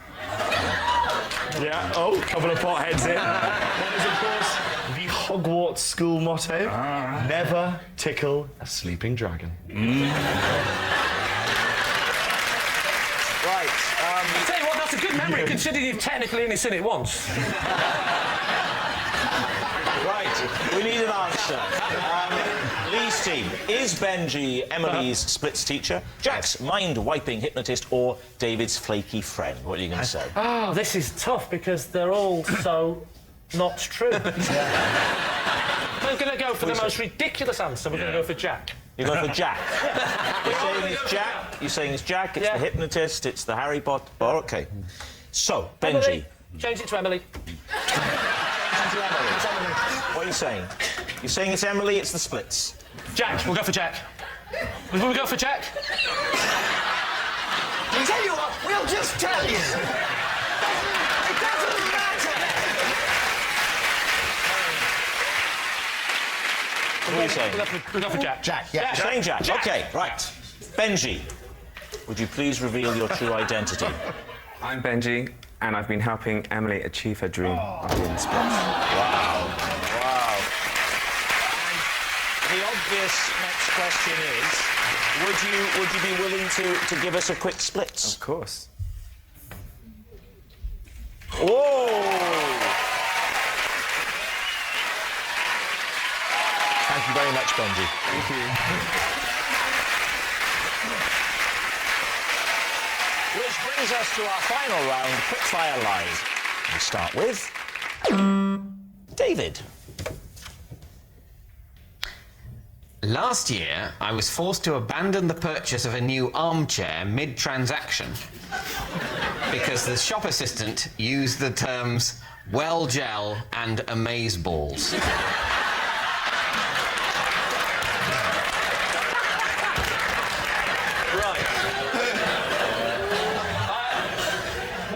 What does well gel and amazeballs actually mean? I wasn't asking you, Jack. Amazeballs. What? I've never heard. Have you heard the Does phrase amazeballs mean good? Yeah, it's like amazeballs means good. Good. And well gel is from Towie. From what? From what? Oh, shut up. You mean the only way is Essex? What does well gel mean? Jealous. So he's selling you an armchair. What shop are you in, first of all? It's a place on the Kilburn High Road. Right. I don't know the name of it. That's fine. That's vague enough. Good. Okay. It's like a sort of second-hand furniture, junk kind of place. Of course, things aren't going well, David. Of course, you're going to get out. You're going to get out Kilburn High Street to buy a second-hand chair. So he's trying to sell you the chair, right? And no, I'm trying to buy the chair. You're trying to buy it? Yeah. And in what context does he say you're well gel? He was talking on his mobile. But how did... To who? I don't know. But are you saying that you abandoned the transaction because you were put off by his... I was put off, I mean, by the poor customer service, not really understanding a lot of what he was saying. And was amazeballs, was that part of the transaction It with sounds you? so wrong coming out of your mouth. What sort of chair was it? A Chesterfield, a low-back chair? Is there a Chesterfield chair? No. I thought that was a sofa. Well done, I was testing you. Good. Well, if you're really fat... The armchair round I've been hoping for. So what are you going to say, Lee? Is he telling the truth? What do we think? I think this has got the ring of truth about it. He wouldn't be able to cope with the conversation with OMG and amazeballs and well gel in it. No. I think it would physically upset Physically him. upset him. Yeah. But did you leave specifically because he said amazeballs? Was that the point where you just thought, I've had enough? It was the fact that he was talking on the phone, the fact that he was saying things I didn't understand, the fact that I was just in general stressed at talking to someone I hadn't been formally introduced to. So what's it going to be? You're saying a lie, you're saying true. I'm going to say... lie. You're saying it's a lie. David, is it the truth or is it a lie? It is a lie. Oh. Yes, it's a lie. Last year, David didn't abandon the purchase of a new armchair because the shop assistant used the terms well gel and amazeballs. Next. It's Armando. Oh. I once had to abandon my car in a safari park after a baboon climbed through the sunroof, lay down on the back seat and fell asleep. OK, so where in the safari park is the car? In the lion enclosure.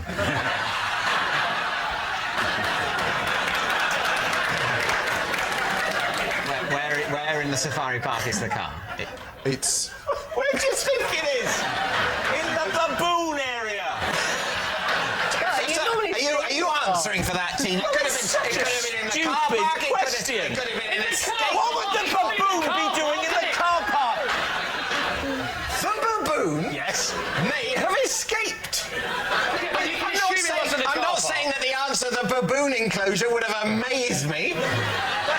Do you wonder perhaps I didn't expect to have to defend myself to this extent without opening questions. It's a stupid question. Where do you think he was? us the gift shop? If it's a stupid question, cut it out in the edit. No, it'll be left in to show you for the charlatan that you are. In the safari park was your car. The baboon area. Thank you. As I suspected.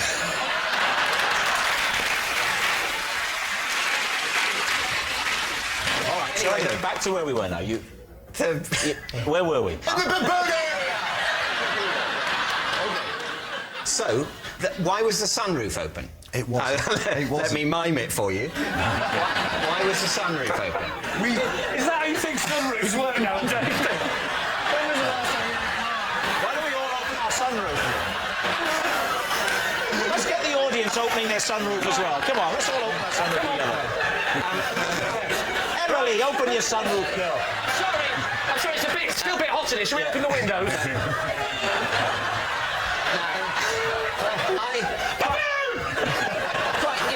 Quite genuinely, I can't drive a car. In my childhood, we had a sunroof. You owned it like that. Now you open them like this. Yeah. Rob puts his hand up and says to the chauffeur, can you open anyway, why was the sunroof open? Well, we didn't realise it was open. Right. That's what we did in our car. Okay. You're as bad as each other, you two, aren't you? The sunroof isn't there, is it? Okay. You've just opened the boot and let the baboon in. So you're in there. You didn't know that the sunroof was open. No. What? We had next? it was a hot day, and the air conditioning wasn't very good, Good. and we had young kids in the back, and And an extra one suddenly. had the sunroof open. We thought we'd shut it, and it turned out later it was still open by about that much. Yeah, the sunroof's open that amount. You're driving slowly through the baboon enclosure. Yes. The kids are in the back. Yes. And you didn't see the baboon. So this is a stealth baboon. Right. What alerted you to its presence? As we were leaving the baboon area. Where were you going? We were going to the giraffe area, and you can actually get out and feed the giraffes. Right. But my wife, who was driving, just suddenly looked in the mirror and said, "Arm." I'm known as Arm at home. Right. Arm? Yeah, Arm. Oh, of course. Yeah. I thought you meant because she had no arms. She would have been driving, would she? There's a baboon! What are you doing when you're driving? I wouldn't be able to open the sunroof either.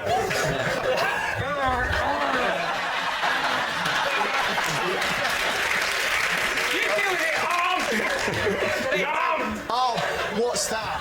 I turned around and saw a sleeping baboon. And your kids are in the back as well. How many children? It was a seven-seater. They always want to go right at the back. Ah, so there was a whole middle tier for baboons. For baboons. Your kids didn't notice a baboon crawling in. Of course they noticed. But they didn't say it. They were loving it. They're saying, don't tell them. They'll hate the baboon for some reason. They're all against wild animals in the car. If you're 4 and 2 and an animal gets in your car and sits and sleeps in front of you. Yeah. They're getting the the big purple backside. This for them. Is there in the back? They're going. Yeah. This 3D film's brilliant. And how did this all resolve itself? Well, fortunately, the next enclosure was the giraffe enclosure, and you can get out, and there were people there. And the giraffes ate Giraffes the and baboon. zebras, yeah. One of the warders. Yes. Jim's giving us a lovely giraffe. sorry. So one of the warders came and what did they shoo it out? Both doors open. They slid open, and it just scarpered out. What are you thinking? We need a decision. We need truth or lie. What are you going to say? What do you think, Emily? I think it's true. Do you have a clue yet? I think it might be true. It's pretty detailed. I think we're going to say true. You're going to say true? Yeah. You're going to say true. Armando, truth or lie? It was all a big lie. Of course, it's a lie. Putting a baboon through a sunroof is the brand new game show next on ITV2. And that noise signals time is up. It's the end of the show, and I can reveal that Lee's team have won by 3 points to 2. Wow.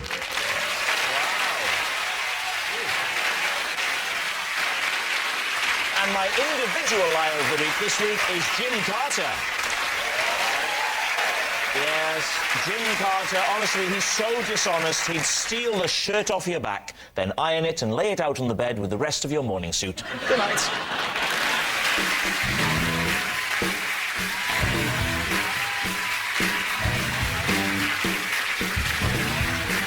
Is getting on like a house on fire. The Graham Norton Show at 10:35, and later highlights of the second quarter final, Germany v Greece on Match of the Day at 11:30.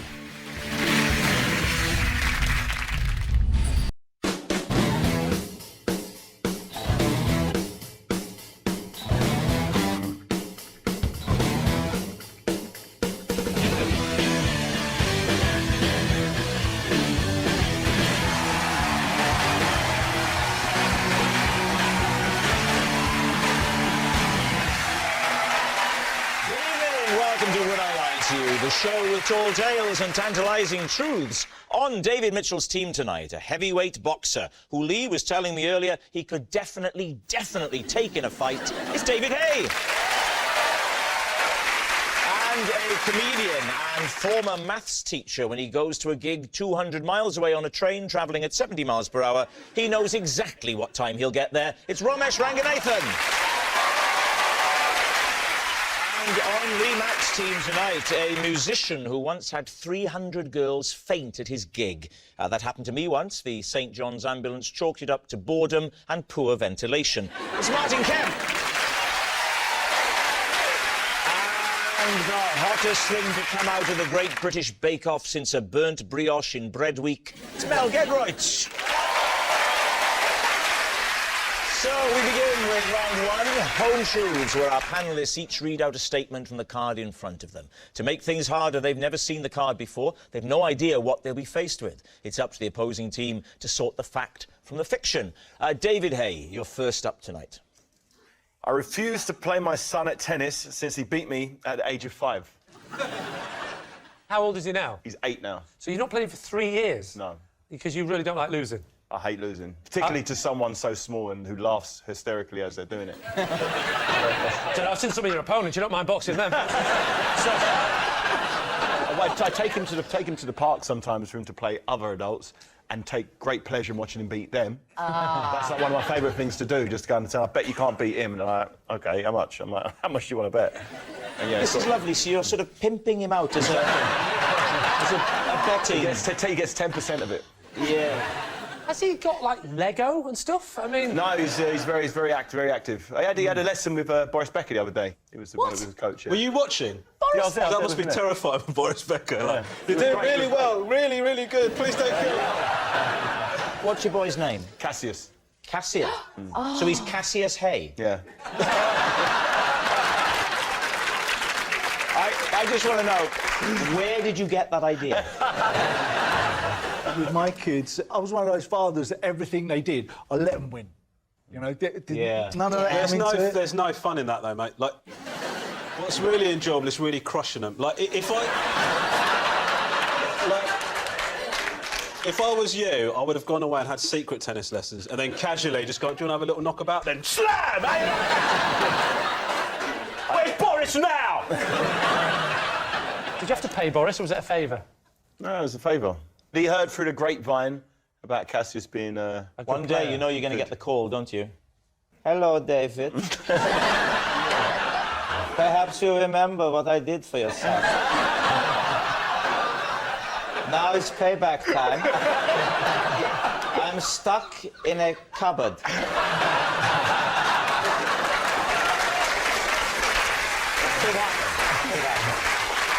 So what are you going to say, Lee? Truth or lie? What do we think? What do you think, Martin? I think it's true because... You're not listening, are you? You're undressing him. Lee, I'm sorry. She's looking straight past you. Mel, have some sympathy for the man. Now I know how Tony Hadley feels.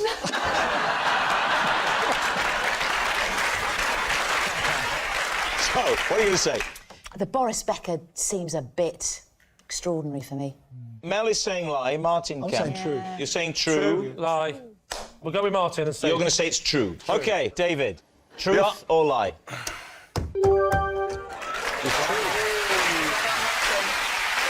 Wow. It's true, David does refuse to play his son at tennis since he beat him aged 5. Mel, it's your turn. When I was a child, the only thing that would get me to sleep was my parents reading me the takeaway menu from our local Chinese restaurant, the Flying Chopstick. David's team. At what age was this? I'd say it kicked off at 7 and probably lasted about a year. Was it read out in any type of accent? No. Well, my dad... Would you say any type? Any type. There's one specific one. If they read in a French accent, it'd be it's quite surreal, isn't it? But I'll go with it. My dad is half Polish, half Lithuanian, so it had a sort of Eastern European tinge. Could you give us a kind of a little rendition? So it'd be something along the lines of... This will be interesting. It'll be something... We'll just separate ourselves from the person doing the routine. You don't want to be in the clip when it comes on the news, do you?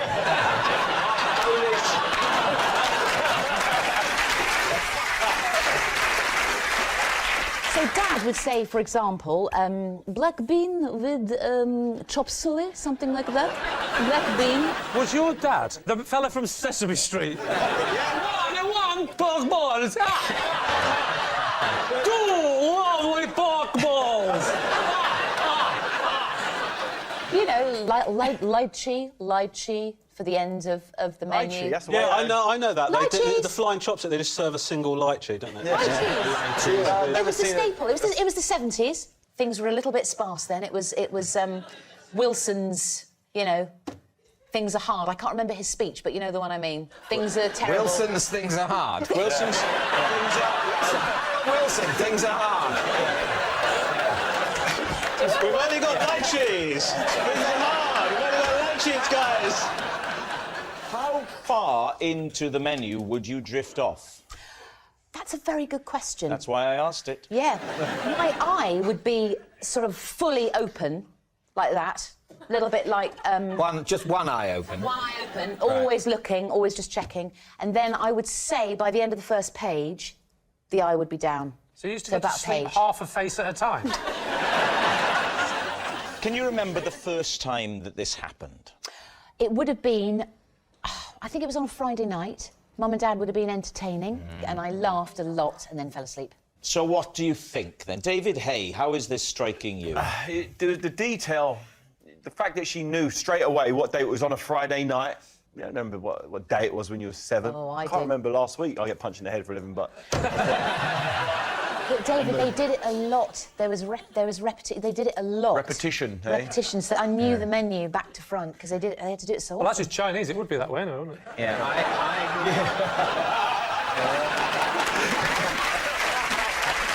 Romesh, what are you thinking? I think it... I don't buy it. David, actually, I've got two Davids. We'll call you the Haymaker and the Librarian. What are you thinking, David? Well, I think I don't believe it. You realise, I like the system you've got there. We're going to call you the Haymaker and the Librarian. So what do you think, David? I don't think she's at the age of 7. Yeah. I think a 7-year-old child will require a coherent story. All right, so you're saying it's a lie. Well, let's find out. Mel, truth or lie? The story was, in fact, a lie!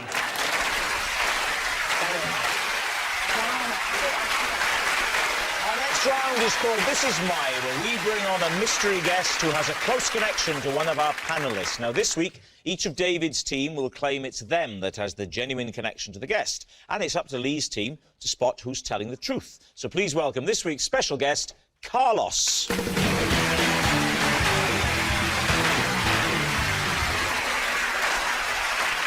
David Hay, what is Carlos to you? This is Carlos, and I accidentally knocked him down in a boxing demonstration. Romesh, how do you know Carlos? This is Carlos. I once broke my strict vegan diet because I didn't want to offend him. Finally, David Mitchell, your relationship with Carlos. This is Carlos. He came to my house to deliver a pizza, but we ended up building a bed together. So there we have it. Is Carlos Is Carlos David Hayes' boxing buddy, Romesh's diet destroyer, or David Mitchell's DIY delivery guy? Lee, where do you want to start? David Hay, the haymaker. Where was this demonstration? It was at my gym. Is it your gym? At my gym. And you were demonstrating as... I was demonstrating. He works in a school that I used to go to when I was a kid, and the kids came to the gym to do a boxing demonstration. Oh, I see. And he got in the ring, and I do this thing where I let people punch me and I don't punch them back, and they get points if they can hit me in the face because I'm really quick. OK. And as I was doing that, I kind of put my arm out, Jabbed. and I don't normally hit people. I'm quite controlled, but this time it just sort of hit him, and he wasn't. Did you he wasn't knocked out like asleep, but he was knocked on the floor. And what did the kids do? He was laughing their head. I thought it was the funniest thing. Really? So basically, you have said to this poor man, come in the ring, hit me in the face, and you've gone, honestly, I won't promised him I would hit you back. And you hit him back. Yeah, I've done it hundreds of times and never hurt anybody. For those who, I mean, I'm a bit of an authority, but for those who don't know much about boxing, could you show us? Could you just demonstrate what sparring is? Imagine you're you and say Rob is Carl. Well, no, I can't. I can't. You can do it. You can do it. No, You can do I it. can't. Come on, You are tall. I'm 6'1". You must be what? Nothing sudden. OK, what we were doing, we had the gloves on. He was punching me, and I'm sort of blocking, so he's trying to hit me. So shall I try and hit you? Yeah, he's trying to hit me. I can try and hit you. What are you going to do back to me? That's fine. Oh! I had you then, didn't I? Watch that one. Watch that one. Oh, he's getting ready to hit me. I can feel it. Can I give you one in the stomach? Ready? Oh. Ready? Here we go, ready? In the gentle, I'm back. No, I don't want a gentle, I'm back. No, I get... No. It's very nice, thank you very much. As I said, I get back what I did again. That was hard. All right, who do you want to ask next? OK, so, well, Romesh, you broke your vegan diet to be polite. Exactly. Yes. OK, so where were you? I was in a restaurant. And who is this gentleman to you? He worked at the restaurant. What was it called, do you remember? Yes, it was called Benito's Hat. And what did you order, Romesh? I went for a burrito, a vegetable burrito. So it's Mexican food? It is Mexican, yes, Martin. I didn't know you were a connoisseur. Well, what was it he made you eat? Well, I was sitting eating my burrito on my own. It was quite a dark scene. And then he came over and he said, you're the comedian, aren't you? We said, you're a comedian. I said, yes, I am. And he said, we've got this for you. What was it? It was like this sort of, I don't know what it's called, it was like a dessert, but it looked like it had more dairy in it than I'd ever seen in my life before. Dairy is not good for a vegan. They don't like dairy. It invalidates, you lose the badge. Any vegans on the panel? I'm not a vegan. I'm not a vegan. Not a vegan. So Yeah. you're a vegan. David Hay is a vegan. I eat a plant-based diet. A plant-based diet? I picture you like a brontosaurus pulling trees up by their roots, just grabbing at the tall leaves. Brontosauruses are vegans. I know, that's why I said it. Yeah, they don't. Shall we change your blanket?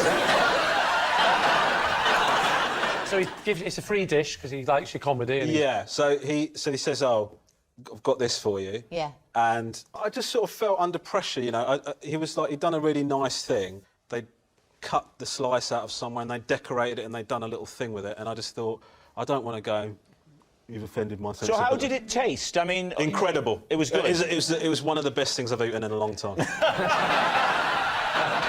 I was vegetarian for about 10 years, and I always said, nope, I'm not going to eat that. I'm vegetarian. Yes, ordinarily, if you're at a party or Had you something, been someone drinking? says, do you want this? No, I've not been drinking, no, but... You could use that as an excuse. Is that the type of vegan you are? 3 o'clock in the morning eating a kebab? Just, I'm drunk, mate.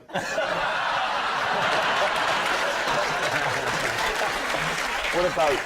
called David. Little David. Oh, the bed story. Right, so he called for a pizza. Oh, yeah. Carlos Yeah. came round delivering the pizza, and they ended up building a bed together. Right. Well, what... Was a bed a flat pack then? Is that It was how a came? flat pack, yeah. Was it for yourself? No, Who was it for? it was for my parents. Had they not visited before? Well, they had visited before, but not... They would sleep standing up. They'd not stayed the night before in that house. We wanted to keep things on a formal standing. Do you think David orders pizzas? Can't imagine ordering It's amazing the things that people won't believe of me. Can't imagine him ordering Orders pizza. pizzas? Yes. Well, what else? Does. Well, what else would he do in a situation where he needs food quickly? I think he'd order some sort of Roman feast or a Tudor meal. I agree, but those sort of shops have been closing down at quite a speed recently. I can't imagine him just ordering... Tudor meal? I could just speed dial Tudor meal. I'll just have the Tudor meal number 4. With extra wrens. So he knocks on the door. When he knocks on the door, did you have a plan that when the pizza man comes round, you're going to ask him, or was it a spur of the moment thought? Well, the body of the last pizza man was beginning to smell. You murder one pizza man, then you have to murder another pizza man. That's the domino effect. The bed was...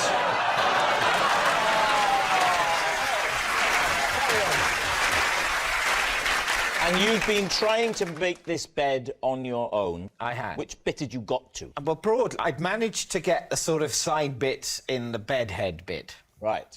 And some of the kind of slats were more or less in Let's place. be honest, you've almost finished then. You put the slats on already, but you still haven't done the bottom. Yeah, I couldn't... You didn't do the slats at the end. Put the slats on before you attached the two side bits to What else had you done? Had you also made the bed and plumped the pillows? I mean, you've gone in the wrong order of all this. So the doorbell goes, here's your pizza. Oh, it's you. Hello, mate. Here it is, extra pepperami. There's the money. You give him the tip. I haven't given him the tip yet. The tip happens later. I give him a much... Oh, my God, I want you to come to my bedroom and then... there may be a tip in it for you. No, I come to the door quite hassled. I think possibly holding 2 or 3 random pieces of wood. Yes? And I say, I'm terribly sorry, but could you just help me with something? For a minute. I'm just trying to assemble a piece of furniture. Right. And I just need someone to hold the other end while I shove something in. I can't vouch that those were my exact words. All right, well, we need an answer. Yeah. Well, we need to rule one out. That would help. Could just rule one in, and then that's quicker. Rule little David out. Definitely. Rule little David out. Yeah. Well, then we're left with the haymaker, let's say, brutalising the teachers in a one-sided fight, or Romesh. I mean this in the nicest possible way, Romesh, but your face doesn't scream accommodating.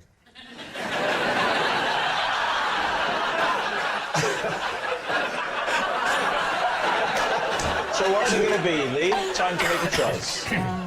We want to go with David. The haymaker. Haymaker. We'll go with the haymaker. You're going with the haymaker. Big David Hay, you're saying it's a teacher. You accidentally knocked him down on the floor. OK. Yeah. Carlos, would you please reveal your true identity? Hello, my name is Carlos, and I made Romesh break his vegan diet. Yes, Carlos is Romesh's diet destroyer. Thank you very much, Carlos. Which brings us to our final round, Fire Lies, and we start with... It's Lee. In the last year, I have broken not 1, but 2 world records. David's team. World records. You heard it right. It's darts world records, actually. The one sport I actually am not bad at. Are they both in darts?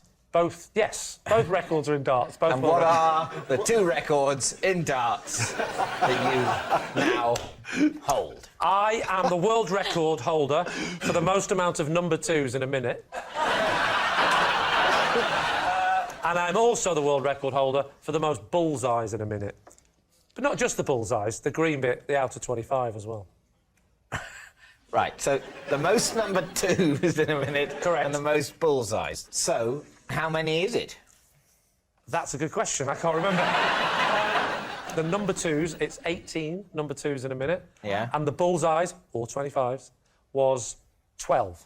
Did you get an official, records adjudicator to come and... The Guinness Book of Records were there. You're saying that you're in the Guinness Book of I'm going to be in the Records? Guinness Book of Records this year, yeah. How was it organised? It was actually... a television programme got involved, so they booked the people. What television programme? Not that programme that hasn't been on for 20-odd years. Cheryl Baker. The new one called Officially Amazing, which is the children's version on children's television. Do you watch children's television? I think the one you were talking about was also for children. It's just you were a child then. Oh, yeah. And did they televise both of your records? Did they think, God, that twos one was good? Yeah. Let's have a look at that, vary that up by having him aim at the bullseye. Did they think that was... They told me in advance I could have a go at both world records. I think, to be fair, the first world record, the most number twos in a minute, was a world record that had never been attempted before. Oh, so there was no current, there was no record to beat. So, Correct. so one would have won it. No, because they set a bar. They say you have to be at least a minimum standard. It's not like your opponents. You have to. You have to. No, don't anger him. So, yeah, you have to reach a minimum standard, and I think the minimum standard for that, they said, was 14. But the Bulls and 25s was an official record that did exist. What was the previous record? 11. And you got? 12. What are you thinking, David? Well, what do you think? It sounds quite plausible. There's loads of those kids' shows when they do those silly challenges and stuff. No. Don't undermine my moment. This wasn't a silly little challenge. This was the world record. Yeah, but as you say, it was a world record. It was the first one, the but the first other one. But someone's got to be the first one. No, but the other one was. Someone was there. The other one wasn't. Don't make me come over there, David. So the other one already existed and was 11 by an American. Romesh. I don't buy it. I think that they wouldn't let you go for 2 records in a show. Officially Amazing, I've never heard of. That isn't officially amazing. It's not official, or is it amazing? It might be a sort of... If it was a show called Vaguely Interesting, then... OK, we'll say lie. You're going to say lie? OK. Lee, world record holder, twice. Truth or lie? It is, in fact, true.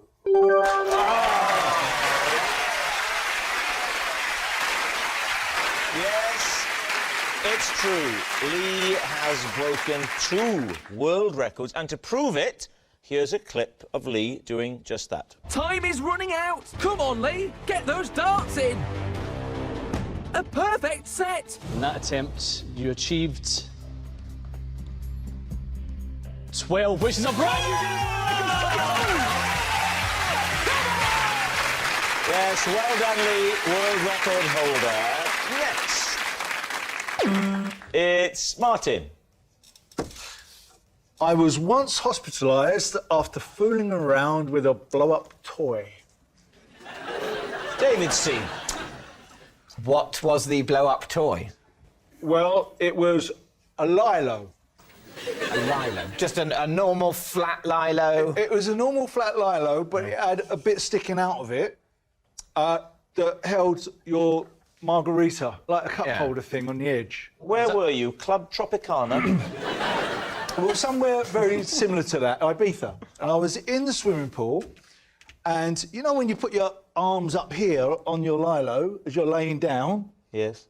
And someone came up underneath my lilo, pushed it over, and my arm completely goes out of socket. It's completely disjointed, sticking out like an L shape.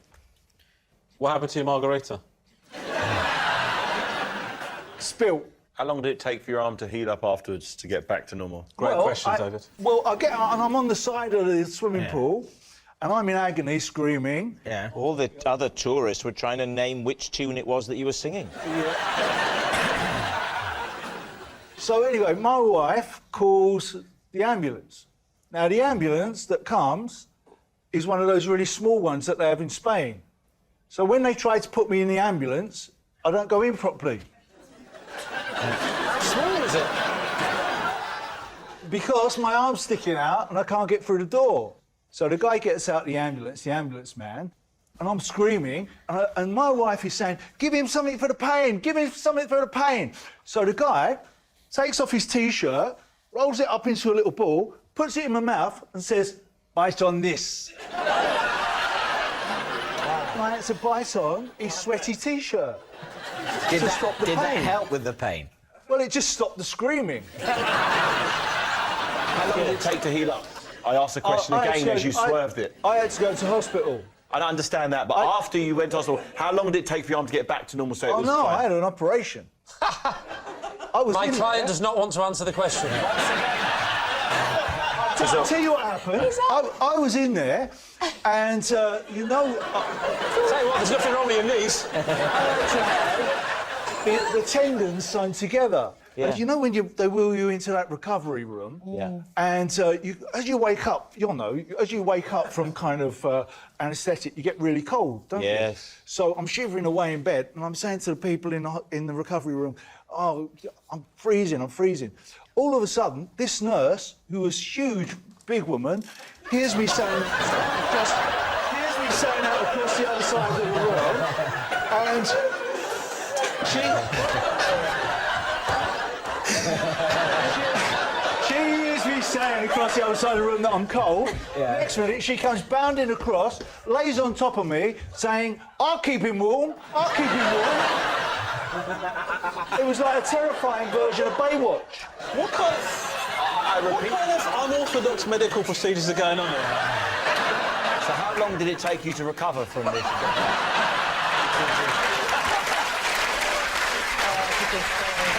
I'm just thinking, Martin, that if we wanted to bring this to life, to visualise it... Shall I be the nurse? Mel, you could be the nurse. Can I just say, I am only half dressed. I can't reveal day wear. Even to lie on Martin Kemp? Yeah, go on. I'll reveal day wear. So you're lying down. So I'm lying down in Watch bed. your shoulder now, Martin. I'm lying down in bed, right, saying, yes, I'm freezing, I'm freezing. Very cold, he's very, very cold, please. I'm freezing. We need a nurse, we need a nurse. We need a nurse. We need a nurse. I'm taking a chance, woman. Get on.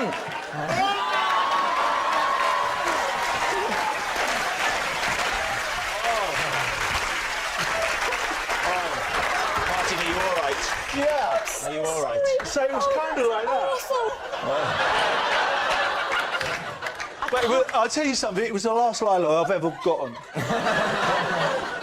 So how long did it take to injure him? Did that really happen? What are you thinking? Truth or lie? I think it's pure fallacy. Lie. I see for sure he's lying. Oh, yeah. Lie, we'll say lie. You'll say it's a lie. Martin Kemp, lie or truth? I think he means it's true. What is that? I thought you were expecting Mel to press your nipple and it would come up. This much is true.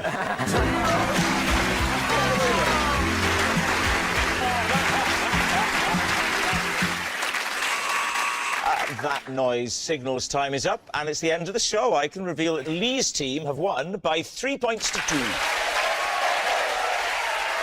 Thanks for watching. Good night.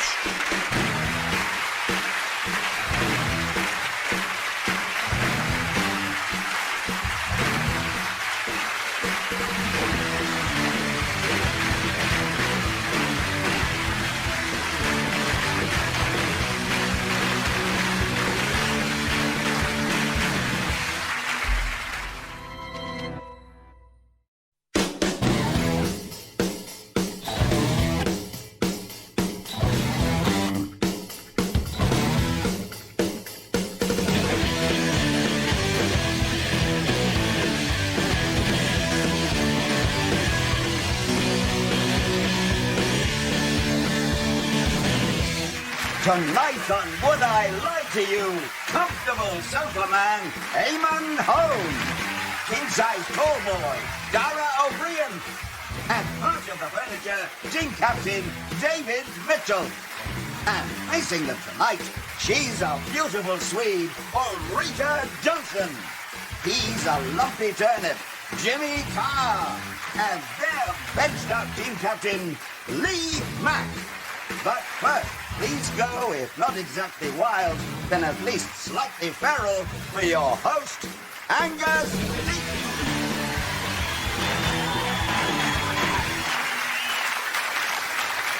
Good evening and welcome to Would I Lie to You, the panel game based on lies and how to spot them. We all lie, I know I don't.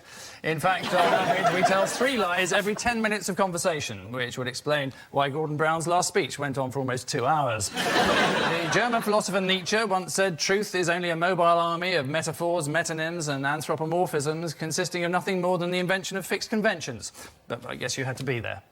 Which brings us a little bit older, but none the wiser, to round 1, entitled Home Truths. Each of our guests has a card in front of them with either a lie or a truth on it. They have no idea what they'll be faced with when they turn the card over, which may explain the air of panic and sudden inability to read.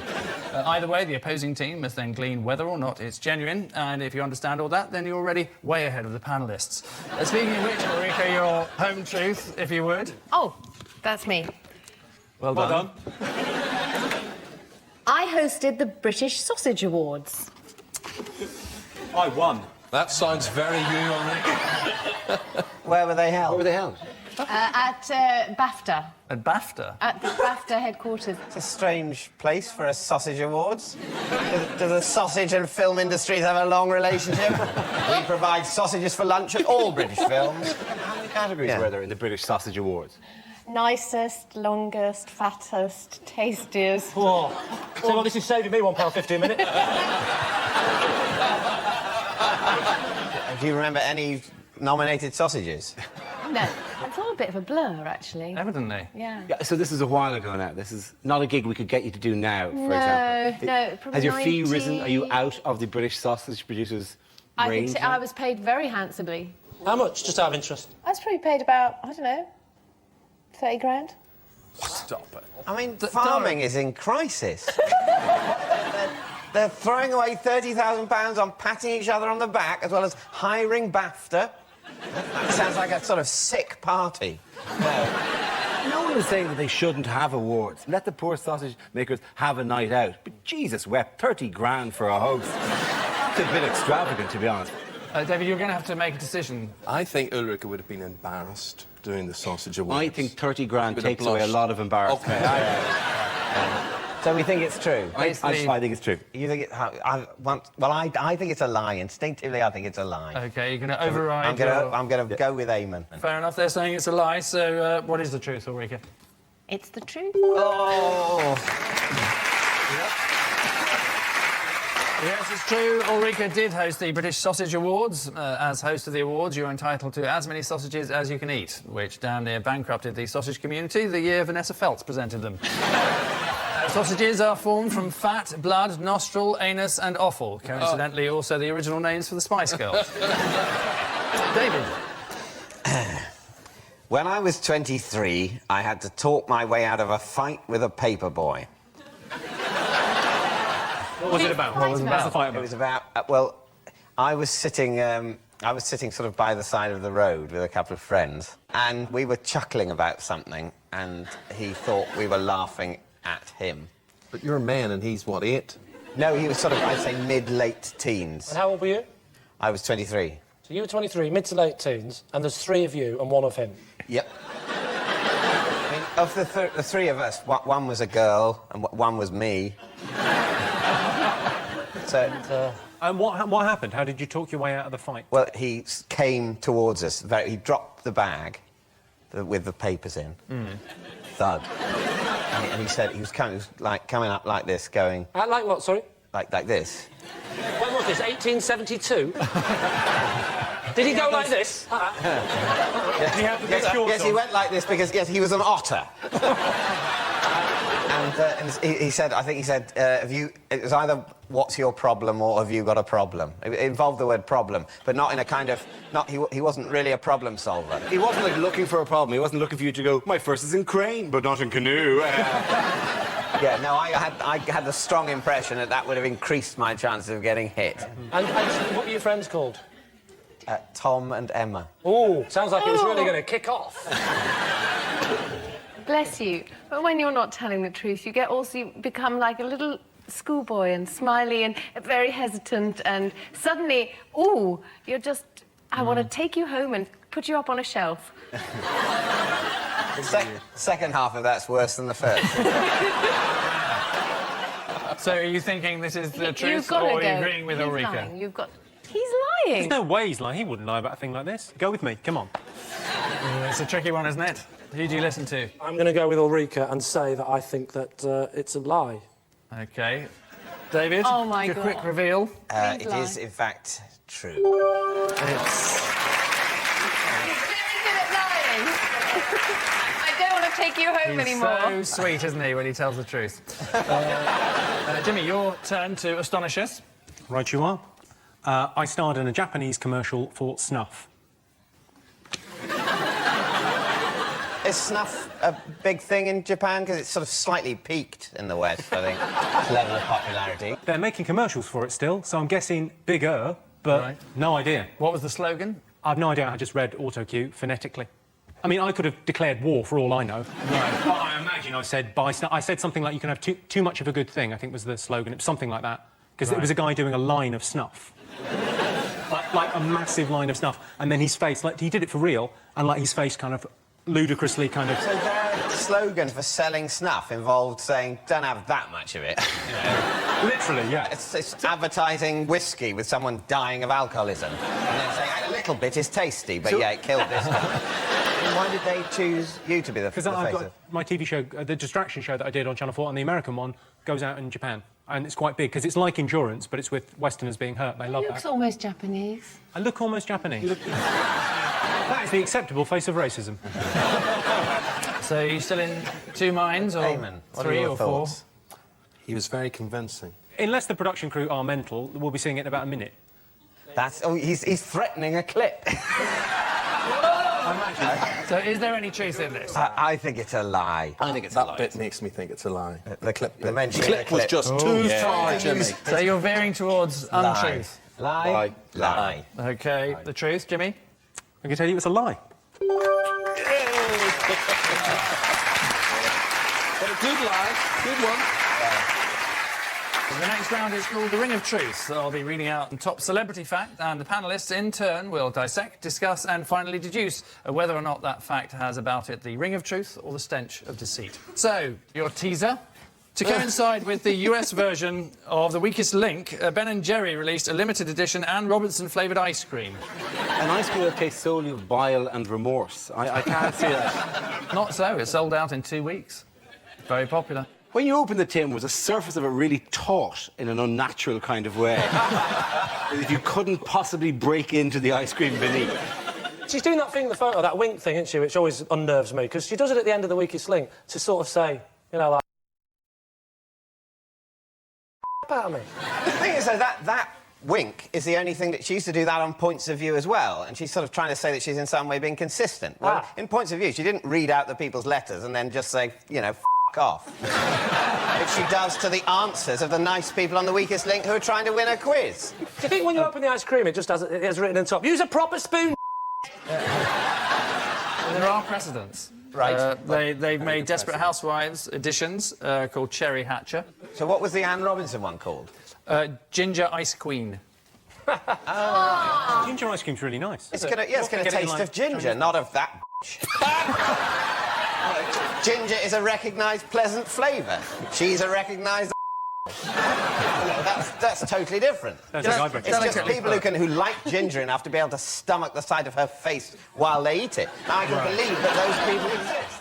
So that's suddenly become a lot more plausible. Suddenly you're saying that ice cream, the flavour of a woman who's undergone loads of surgery, is obsessed with money, and for some reason considers herself witty? No. Ginger ice cream with a picture of that. Yes.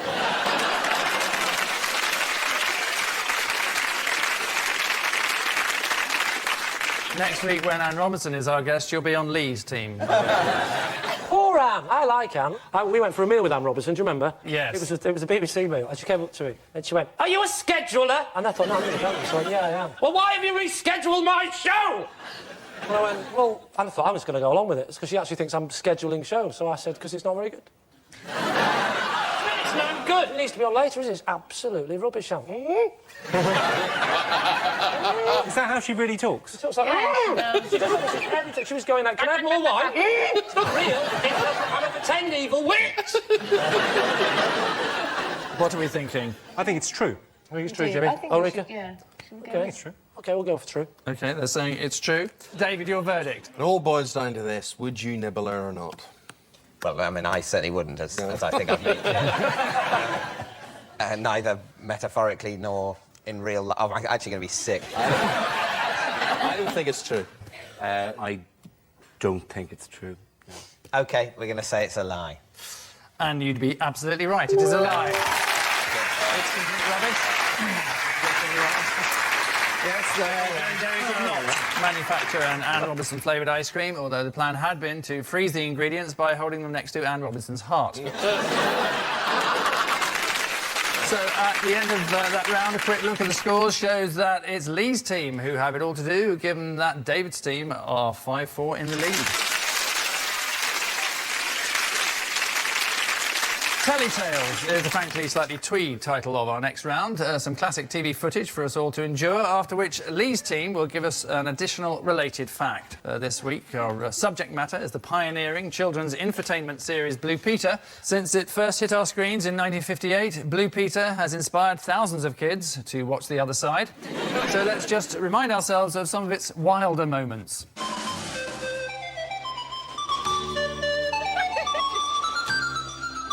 Well, that's that then. That's tossing it. Oh, that's lovely. Unfortunately, the goat that you saw in that excerpt has died. Thank you.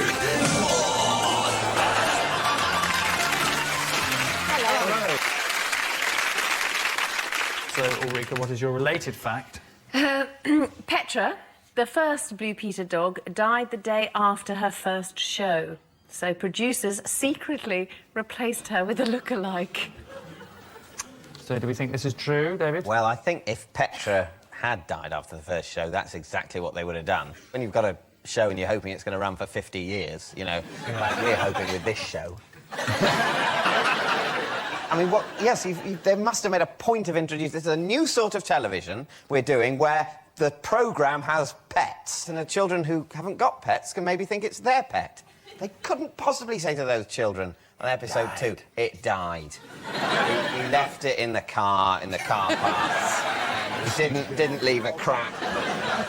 But we would probably have heard that. That probably would have gone. I think you'd know that. I think you'd know. I think it's true. Good idea. It's a good idea. OK, they're saying it's true. Ulrika? No, what we think is true. Hang on, what? Yeah. I think it's true, are we? Yes. Yeah, well, you're on your own on this one. You've screwed up before, both of you. You really know. OK, they're going for that. David, you're saying it's true? We're saying it's You're true. saying it's true. Ulrika, reveal all. Oh, please. Yeah, it's true. It is true. Petra was secretly replaced by a lookalike after her death. Some people say that if you watched Blue Peter at the time, you could see clues that Petra had been replaced, like the rotting dog in the corner of the studio. So, Jimmy's fascinating fact is next, but first a masterclass from Simon Groom on how to present live TV. The thing about the tantalum is that, as I say, it's very light and very, very strong and ideal for these darts. Where am I? I'm talking... Sorry.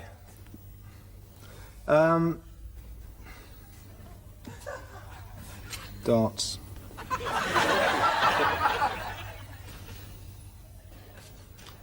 Absolutely, completely lost. Right, OK, let's start about darts again. They're also thinner. Now, the thing is, Goldie, will you go away about them? I think I better start talking about the dartboard because I'm absolutely lost. Let's start about the dartboard. Look, you wrote it all down. Here, have a look. There's so much to remember, but it's Thank you. terribly crucial. All right. OK, well, let's start again. I like the way the woman came in and went, it's terribly crucial. Literally, there's never been anything less important than this in your life.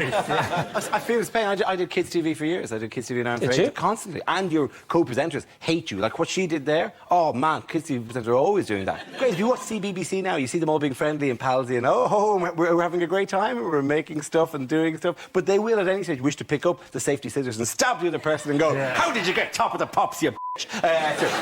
It's a vicious thing. So, Jimmy, what's your intriguing piece of information? Right, OK, my fact on this is Simon Groom and Peter Duncan once had a fight in the Blue Peter garden after a row over a BBC parking space.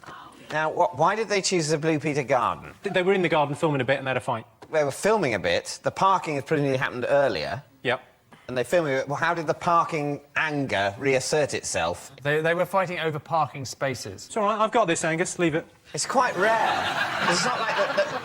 I can handle this. But this is what I don't understand. There's been an argument about the parking spaces. They're filming the piece in the garden. Why does the fight start there? So imagine you're having a disagreement with someone. You're having a disagreement. I've never disagreed with anyone, but OK, I can imagine. Well, you're disagreeing with me right now, so this is what it's like. No, it's just, you know, we both mean the same thing. It's just you don't realise it yet.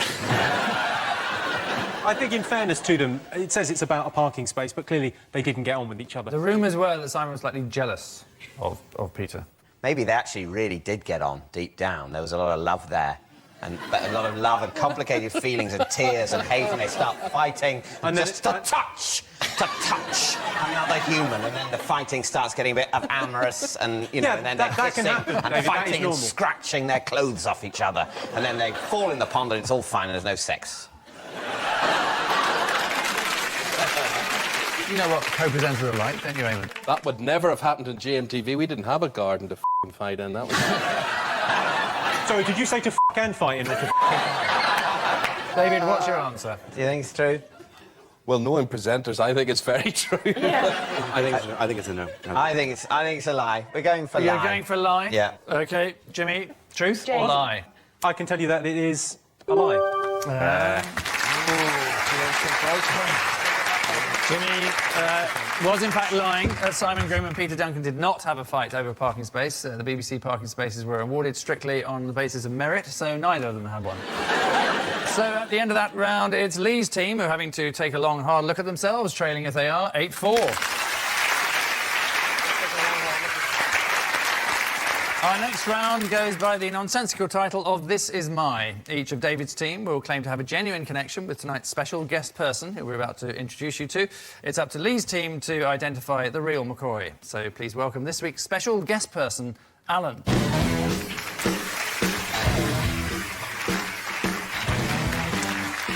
Now, Dara, perhaps you'd like to explain how you know Alan. Alan is a mate of mine. I was best man at Alan's wedding, which was a number of years ago. And at his wedding, Alan, although you'd be hard-pressed to believe it now, weighs 27 stone. Wow. OK, David, what's Alan to you? This is my driving instructor, Alan. I've had over 70 driving lessons, and I still haven't passed. And finally, Eamon, what's your relationship with Alan? Well, this is my friend Alan, and he is the Manchester United stadium announcer. So, a former fatso, according to Dara, a long-suffering driving instructor, if you believe David, or Eamon's voice of Manchester United. Lee. So he was, how heavy was he? How heavy? 27, I think, at his peak. 20. You were his best. 27. So what might he weigh now? At the moment, he's about 13 at the moment. 13, 14. What's Alan's surname? Kerr. I love the way you said that. Kerr. You didn't actually say that. You just opened your mouth and hoped that some noise came out. Hang on. You didn't say that. You just opened your mouth and noise came out. That's how you say things, Lee. Sure. How you communicate. What's his name? Now, according to David, he's a driving instructor, of course. Right, so, how many times have you failed? 4 times. You've had 70 lessons? 4 times. Yeah, At what stage did you work out he's incentivised for you not to pass? Is he telling you things like, yeah, look at the pedals at all times, manoeuvre, mirror, signal? To be fair, I blame myself for failing, because he didn't tell me the things I failed for were, you know, OK to do. So he's become a friend, anyway, over the years, I suppose. Well, you know, I would say we're, you know, massively close. I don't know whether we'll stay in touch, but then again, we may never lose touch. Yeah. So. Right. I'm interested in Eamon's announcement story here. So he's a friend, is he, Eamon? I've known Alan for over 20 years. I first met Alan BBC Manchester, where he works as a presenter. And he also works as the announcer at Old Trafford. What's the stadium called again? I don't know what the stadium's called. But Seriously, Jimmy. You really are one of the lads, aren't you, Jimmy? I know it's Old Trafford, but haven't they got some shit name for it as well? Theatre of Dreams, yeah. Theatre of Dreams, that's it. That's the funny one. It's like, it might as well be the Ballet of the Imagination. It's such a name for a stadium. The Theatre of Dreams. What dreams? I dreamt I kicked a ball. Well, they're going to have to push you for an answer. I think the driving thing sounds plausible to me. 70 lessons and failed. No offence, but I could believe that. I think it's driving instructor. Do you? Yeah. Although Dara's looking pretty pleased with himself there on the end. Yeah. He's looking quite chuffed. He's just happy to be out. What do you think, Ulrika? I'd go with Amy. OK, so what are you saying, Lee? Shall we go with David? We'll say David. 2 against 1. OK, well, Alan, perhaps you'd like to tell us who you really are? I'm Eamon's friend. I'm the stadium announcer at the Theatre of Dreams, Old Trafford.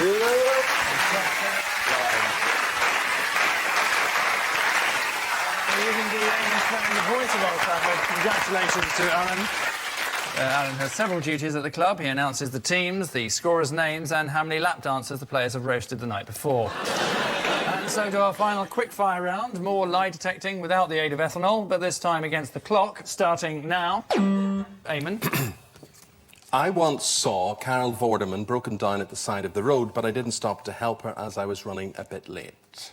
How do you mean broken down? In a car, or she was having She's a breakdown? having a nervous breakdown. Her car. So where was this, Eamon? A3. Right. On the lay-by. And does she know that you ignored her? She didn't know at the time, and I really felt bad about it because it was a flat tyre, it was smoking at the back, and there was a lot of smoke. Tell you what she should do. She should consolidate her debts into one easy monthly payment. And then take out a loan and buy a better car. That's what she should do. What were you late for? Well, I just had to get home. Sleep's very important in my life, you know. It was... What time is it? Well, it was 10 o'clock at night, but it was a summer's night. And so you left a woman on her own on the side But of the it was a bright night. It was a bright night. Where were you? In Norway? It was a summer's night. So what are you thinking? I think he's telling a bloody great big lie. I think it's definitely a lie, isn't it? I think the team thinks it's a lie, so we'll go with They're lie. saying it's a lie. Tell us. It's a lie. It is a lie. Yes. Carol is, of course, considered the thinking man's crumpet, and presumably by any man who's thinking, I wouldn't mind shagging some mutton dressed as lamb tonight. She's not here. She'll never be invited on, so it doesn't matter. Next. Jimmy. I lost my virginity at 26. Oh, that's true. Yeah, that's true. Yeah, we're all. Yeah, that's true. Okay, we can kind of. Yeah. Okay, is it true? Well, no, seriously. For the sake of, decency, go on, tell us all about it. Well, I was very religious growing up. Very religious until I was about 26. And then I was all about the poontang.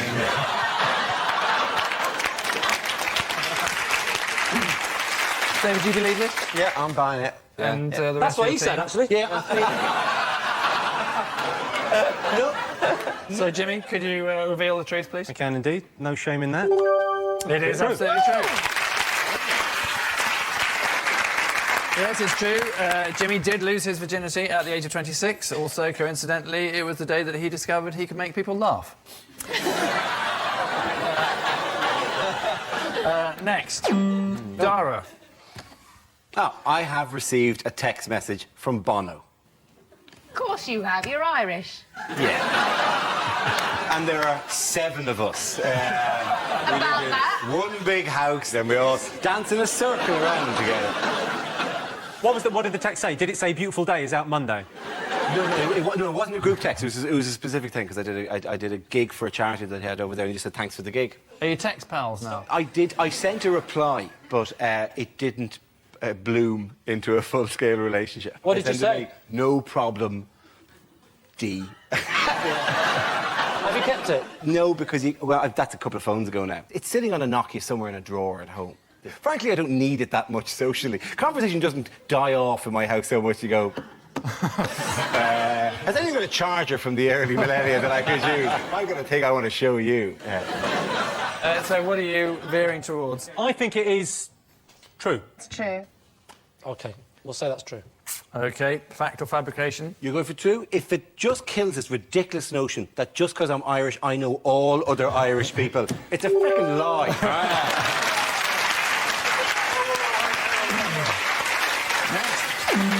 Payment.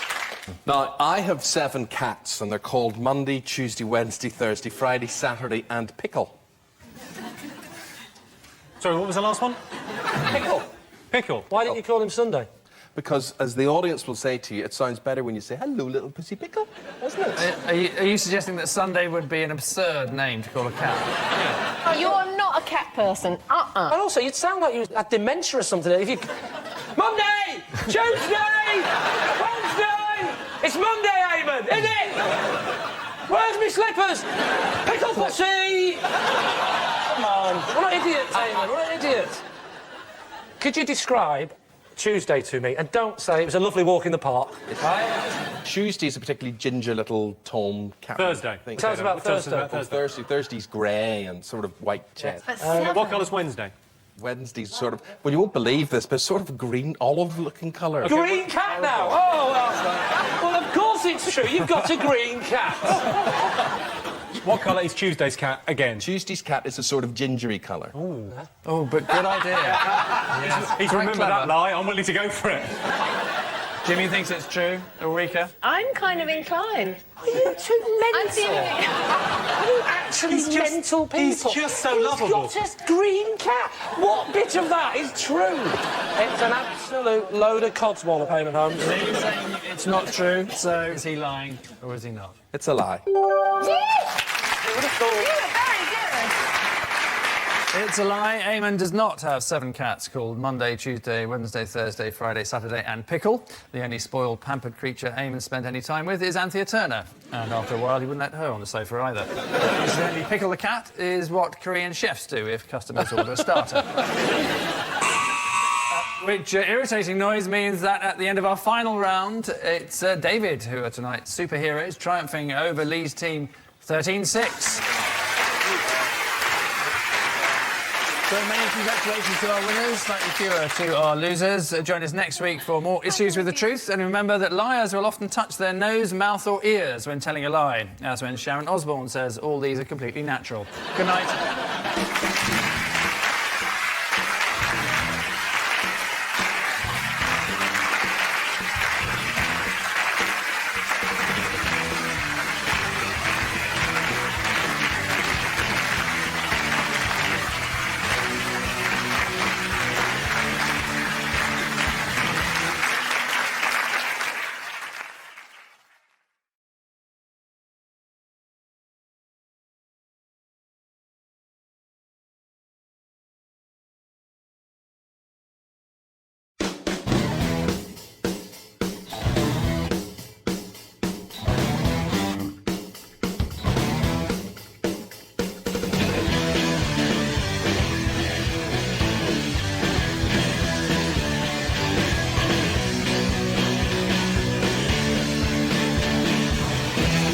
Tonight, on Would I Lie to You, he's got an ology.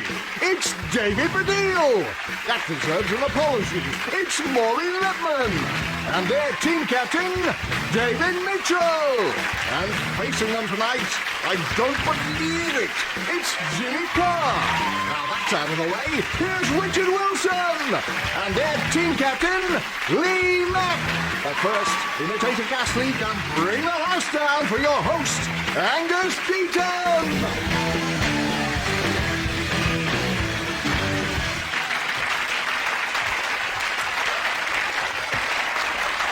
Good evening and welcome to Would I Lie to You, the show with more fibs than Pinocchio updating Jonathan Aitken's Wikipedia page. Of course, the most common place to lie is on a CV, and I should know, speaking as NBC's leading weatherman for the past 12 years. And people have a tendency to try and appear more intelligent by claiming to have read books they haven't read, or in the case of Jordan, to have written books they hadn't read. And so, after much thought, consideration and a power planning meeting, it was decided we should start with round 1, Home Truths. Our panellists take it in turns to read the card in front of them. This may contain a true fact or a load of nonsense that we've just made up on their behalf. The other side then sift through the evidence, deduce the real truth, and generally try and look like they know what they're doing. Maureen is the first to stick her head above the parapet, so Maureen, if you would. OK. Surprise us all.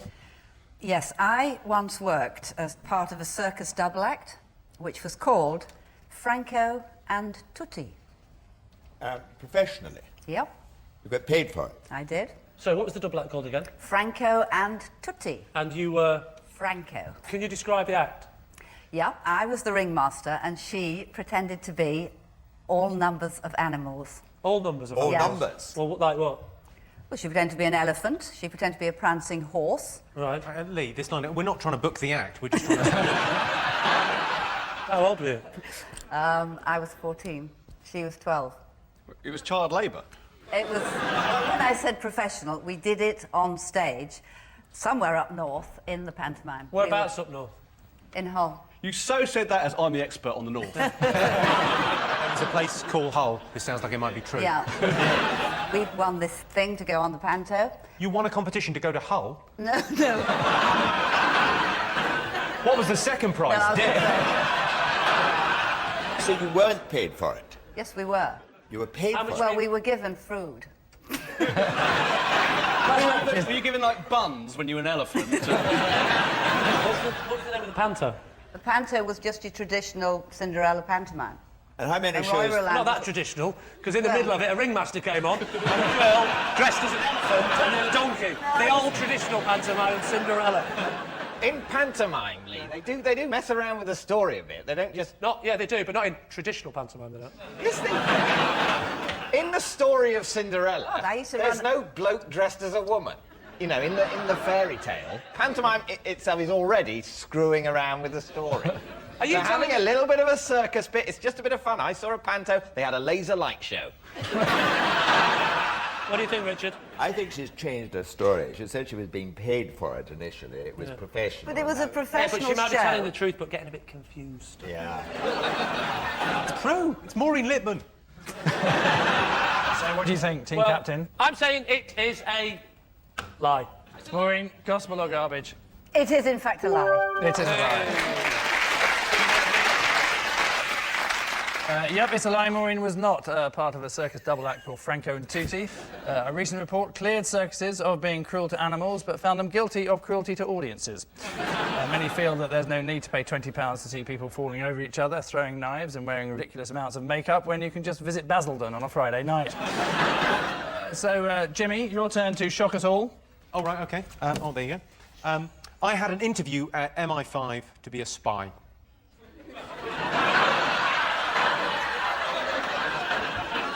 Where's MI5, Jimmy? Where's MI5? Yeah. Well, it's on the South Bank now, but that building wasn't finished at the time. So it was a meeting in Millbank. What was it, like a planning meeting to join MI5? Like a planning? No, I wasn't going to be. I wasn't going to build a new The fact headquarters. the building wasn't finished. We're thinking of setting up a big organisation of spies. Well, you know, lots of guns and handcuffs and itching powder. We don't know how we're going to use that, but it's all fun. And we're building a huge, crazy building on the South Bank, which is actually MI6, but never mind.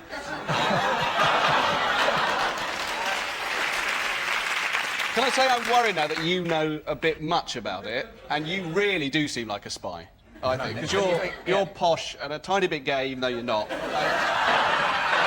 hang on, David. I'll stop you there. Posh and a little bit gay. What are you talking about, man? This is like Spartacus. No, I'm posh and a little bit gay. You're the least posh and a little bit gay of anyone in the world ever, Lee. You puff. Yes, right. Jimmy, how do you get approached? How did you get approached for this I interview? got approached by an English tutor at Cambridge, and this guy, McKendrick, approached me and said, would you be interested? Kendrick? McKendrick. McKendrick? Or M for short. I thought you meant it was John McCririck approached you. He'd be a really bad spy. I'd say kill him when you get the chance. The thing is, Jimmy, if I'm right about you, you were a virgin until you were about 27, as far as I remember. 26. 26. And that was the last series of this show. Shall we not bring it up again? Here's the thing. This was your opportunity to pull. Jimmy, how much are we going to be paid for it? I don't think... You're going to get paid in sticky buns, Maureen. Sticky bun for every kill. Yeah. And would you have been sent abroad? Well, don't you start. I'm having enough trouble with them. You're not even in this. What are you talking about? Jimmy, your attitude under interrogation is just a bit churlish, which, as a spy, it really shouldn't be, you know. The other interrogator starts asking questions and you go, are you in this? Was this during the Cold War? Yeah, I'm 50. You might be. Your hair's dyed. So... Fashion tips from the tramp.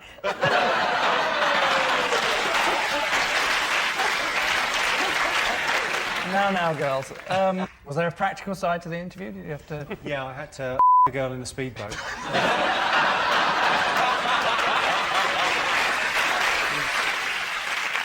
David Mitchell, what are you thinking as team captain? I think it's not true. OK, I'm torn, but both of my teammates think it's not true. You're tending towards... We'll go with that that's a lie. OK, they're saying it's a lie. Jimmy, is that the truth? It's a lie. Can I just say, you've made that really hard for yourself. It says I once had an interview at MFI. Yes, well deduced. It is a complete lie. Jimmy did not have an interview at MI5 to be a spy. But these days, to be a successful spy, you need dedication, nerves of steel, and the ability to spot a radioactive teapot in a sushi restaurant. And lastly, David Baddiel, your intriguing information. I have snogged 2 of the Spice Girls. I don't think you've snogged 2 girls. Which 2, David? Which 2? Scary Spice and Sporty Spice, Mel C and Mel B. Well, that's a very... I've put the Spice Girls in order, and no one starts with those 2. Was it together at the same time? Yes, it was. You snogged them at both at the same time? Yeah. That's I don't like the word snog. What I say is I went to bed with 2 of the Spice Girls. As it was, obviously, I just snogged them, but I like to leave that Did open. little David let you down? I think it's definitely true. No further questions. It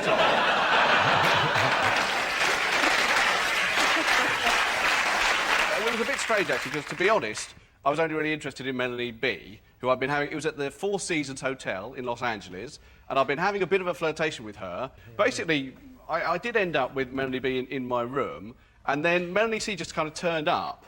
I don't know why at all. I presume if you want to be my lover, you've got to get with my friend. I don't know. Right? But she did just turn up. And then I was sort of snogging them, and then the phone rang, and it was security. And the security said, we've had a lot of complaints about noise in your room. We're sending someone up to chuck you out. So I chucked them out of my room. What year was this? 1996. And what were you doing in Los 96. Angeles? Were they not big in 96? No, just it was early in 1996. So what are you thinking about this one, team? I think it sounds perfectly plausible. I think David Baddiel may well have got off with a Spice Girl. Richard? Or 2. I think there's a lot of detail there, and I tend to say I believe that. As opposed to I don't believe it. Lovely. Oh, who wasn't thinking it? Team captain. I think, I'm not going to lie, I think you're both wrong. David is a famous person. If he'd have snogged both Mel B and Mel C, it's not the first time he's talked about it. I would have read that somewhere. I'm going to say that he's lying and overrule you. Okay. Well, get Richard to say it. Get him to say I don't believe it. Go on. Say it, Richard. Go on, ask him. Go on. It'll be my best thing ever. Please. Please say. Angus, I would like to give my decision by handing it over to Richard Wilson. What would you say it?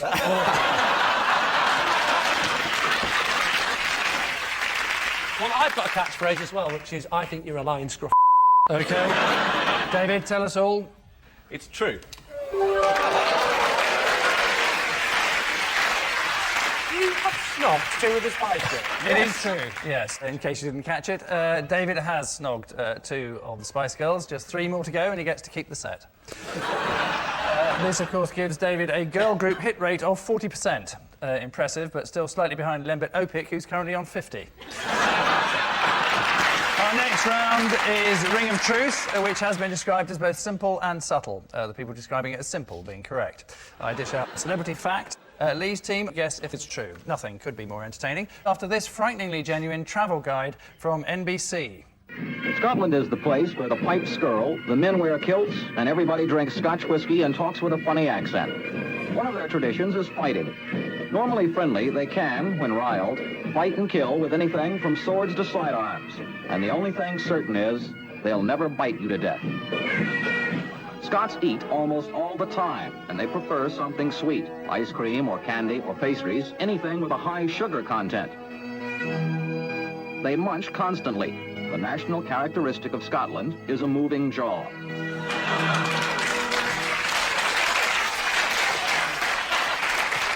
Could I just say I take that as an insult on behalf of the Scottish nation. It's Balderdash, and I want that man's name.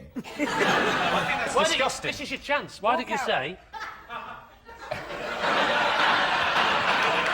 Nice one. It's your chance. Say it now. No! Is there a question to go with that, or are we just agreeing? Because I agree with everything that was said. Yes. No, there is a question. So, that was the NBC show Weekend from 1974. Shortly after recording that film, the narrator actually met a Scotsman, and now he has no teeth. OK, so here's the related fact for Lee's team. After a visit to Scotland, Paris Hilton demanded her PA only ever speak to her with a Scottish accent. Her PA resigned. Is that true? Lee's team. I mean, firstly, I don't think Paris Hilton's got a PA, because I think she seems quite down to earth to me. She probably just... she probably just organises some stuff herself, doesn't she? Does it all herself, yeah. Yes, this was something that she said after visiting Edinburgh last year. It's a beautiful accent, isn't it? It's amazing kind of pronunciation. But so she might have kind of... But she's a Why would she? How would she pick up And on also, that? wouldn't it, because I'm guessing that the purpose of it is to... Because she probably thinks, oh, I've been to Scotland, it sounds very cultural and interesting, I want my PA to speak like that. But that's only fine if you're not... I mean, the kind of job she's got, her PA's going, right, you've just had Playhouse asking if you can get your tits out. Is that a good accent? No, it's terrible. Was it? So, Lee, what are you thinking on this one? Jimmy? I think an accent is a really sexy and important thing. I think accents are like lovely, and that's sort of kind of what draws you. I think that might be true. Well, it's just so unlikely it might be true. You think it's true? Yeah. Well, once again, I would like to overrule you. No, I wouldn't. I'm going to go with the majority this time. We'll say it's true. Should have overruled. It's a lie. Yeah, it's completely untrue. Paris Hilton's PA did not resign after being ordered to speak with a Scottish accent. Being Paris Hilton's PA would certainly be a demanding job, what with all the organising and holding the camcorder steady. Which means at the end of that round, it's David's team who are cock-a-hoop, charging ahead 3-1.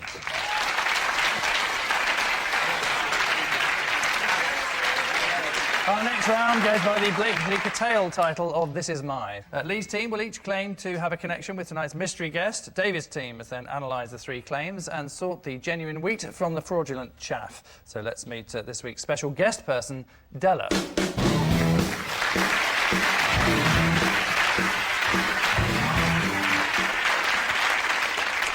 So, Richard, what is Della to you? This is Della, and Della and I danced on my dancer-size fitness video.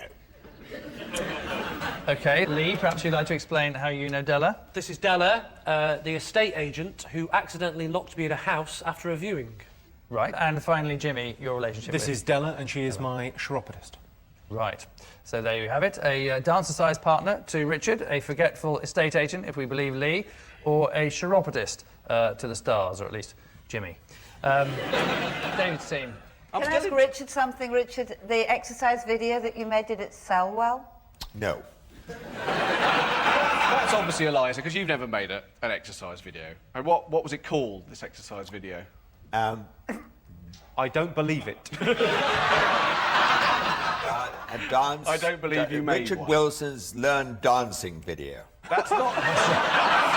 really not a scary title, is it? Do you know what, though? If that had been made, I would be the first one to click it. So catchy. But also, I thought it was a dancer-size video. Yeah. So it's actually using dance to get fit, not learning the foxtrot. No, I didn't do foxtrot. We did jive, we did boogie woogie. Oh, say that last one again. Boogie woogie. We did a whole range of dances. And the idea was to get young people interested in dance and get them exercising. Well, you're the perfect man to get young people interested in dance. That was some time ago. Were you in the video with Della, or was it just you? Della was your teacher? No, Della wasn't. Della was one of the dancers. And you say it was some time ago that you did this video. It's about 57 I don't know why we argue about this. It was called the Richard Wilson Dance Yourself. Obviously, it's a lie. No, it wasn't called Dance Yourself anything. It was called the Richard Wilson Learn Dancing. I'm not quite sure of the title, to be honest. So what's wrong with your feet, Jimmy? I pronate. I beg your pardon? I pronate. I've got extraordinarily flat feet. So I have to wear orthotics, and I get kind of weird bunions. Speak properly. Orthotics? I've got these little builds in my shoes. So I've got these little things that I have to wear in my shoes. Otherwise, my Achilles tendons kind of give out. It's a weird kind of...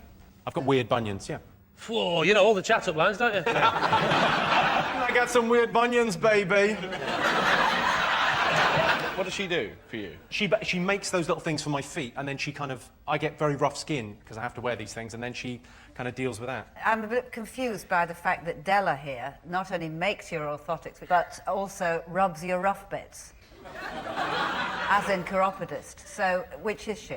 Well, she's both. She's got a chiropody, I guess some sort of qualification. There's something on the wall. She was in the Yellow Pages. Right. I'm guessing she's qualified. And is that how you came across her, through the Yellow Pages, or did someone recommend her? I got a recommendation. From? Right. All right, I got a recommendation from Simon Cowell off of The X Factor. Sorry, you got a recommendation from Simon Cowell? We were on... Simon and I were on holiday together. So you're on holiday with Simon? Not with him. We were in the same hotel. We weren't arm in arm. Where? Barbados, Sandy Lane. Well, how often do you have this done with Della? Maybe once a year. Does it set you back a little bit? No, it's not too bad. No, I'm doing very well, thanks. Oh, good. Della, I have to say, is attractive, and I hate to think of her near Jimmy Carr's feet. The estate agent possibility. Yes. Take us through being locked into the house. It was one of these open days where you show lots of people round at the same time. Someone was showing people round, and then he left as I went to the top floor. Meanwhile, Della comes in. There's lots of people been coming and going. The last few go. I'm still up there looking out at the vista, and she simply goes, leaving me locked within said premises. Well, how did you get out? Well, I didn't have my mobile phone on me. The phones in the house weren't working because it'd been empty for a while. I ended up going out through the Velux thing, the window in the attic, opened it, went down onto a flat roof next door, got down, and Bob's your uncle. What did you then do in order to get in touch with... There you are. Oh, I used a really bizarre technique. I went round to a estate agent and said, what the doing locking me in? So I didn't end up getting the house. You didn't buy it? Somebody bid higher than me. So, you can either go for Richard's fellow dancerciser, Lee's careless property agent, or Jimmy's female foot specialist. We're not going... I don't think we're going for Richard's dancercise video. It could be. I hope it's true. Jimmy, it has definitely got something dodgy in his shoe there, and it, as well as his foot. And Lee's story is it's quite a full story. He's thought about it. He's given far too much detail, so therefore I think it must be true. I think it's Jimmy. You going with I'll still go with Lee, and you're going with Jimmy. So you decide. I think it's Jimmy. OK, you're saying it's Jimmy. Well, perhaps Della would like to reveal her own identity. I dance with Richard in his dance.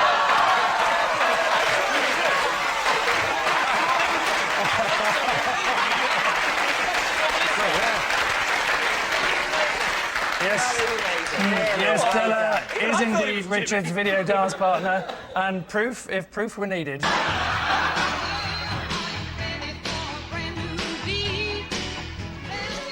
When they told me you can relieve stress, tension, keep fit and learn to dance, I thought, I don't believe it. So, if you're in a jump at a party or at home, put on some music and dance away your cares. So, let's dance.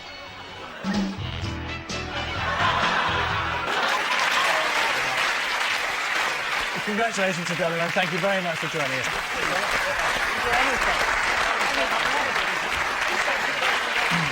And so we come to our final round, quick-fire lies, more truths than lies, but this time against the clock. Lee's team are currently behind, so have one last chance for redemption, starting with David Mitchell.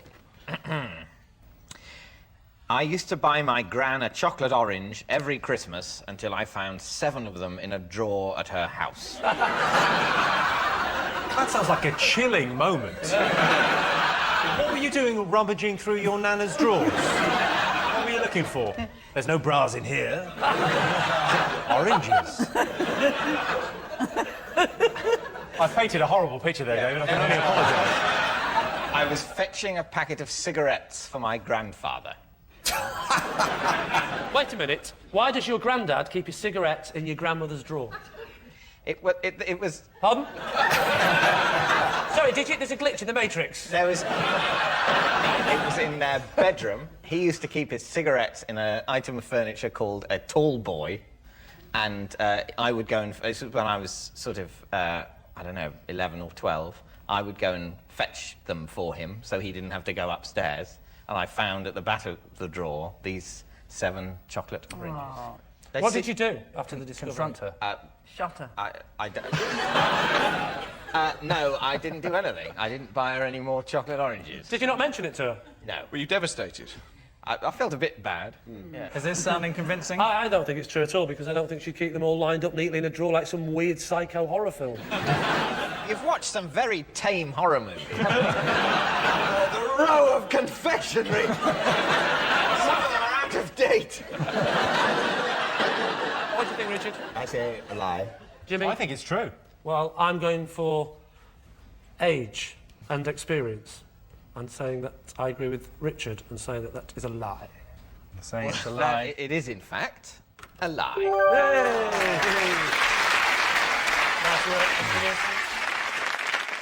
Next. Lee. I have been attacked by a snake charmer and his snake. That seems unlikely, because a snake charmer doesn't need to attack you as well as his snake. If he's a snake charmer, he just goes and the snake attacks you. Why would he bother to attack you as well? Yeah, where did the encounter happen? It happened in Morocco. That was Morocco. so said. First country with snakes in it that comes to my head. It happened in Morocco, in North Africa. What kind of snake was this? Did it have a flat-headed cobra or a... Well, I don't remember the name of the snake. Not the name. I don't want to know if it's called Betty or something. It's not that I don't remember it. I can picture it clearly now. Describe the snake. Right, no legs. It seemed to be all tail. Yeah. Colour? What colour? I don't remember. It was a sort of greeny colour. Greeny colour Green, snake. a grass snake.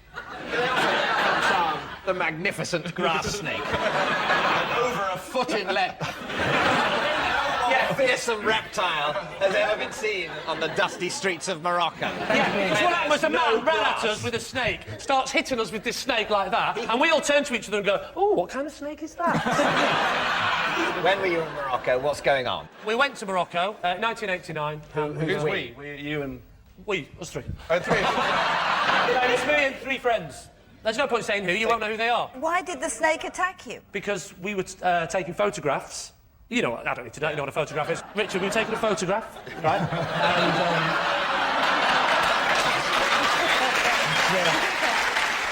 He didn't like you taking a photograph? He didn't like us taking the photograph. He didn't like the fact that we hadn't then volunteered some money for that and subsequently chased us. Well, this is obviously not true. Why? I think it's true. I do think it's not true. I think I think we're going to go with lie. Lee, tell us the truth. It is, in fact, true.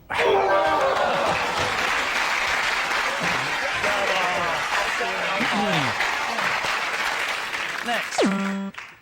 David Baddiel. All right, this just says possession on it, which means that there's something here which is mine. Yes. And this is it. This is the neck brace I wore once just to get an upgrade on a flight. Was there anything the matter with your neck at the time? No.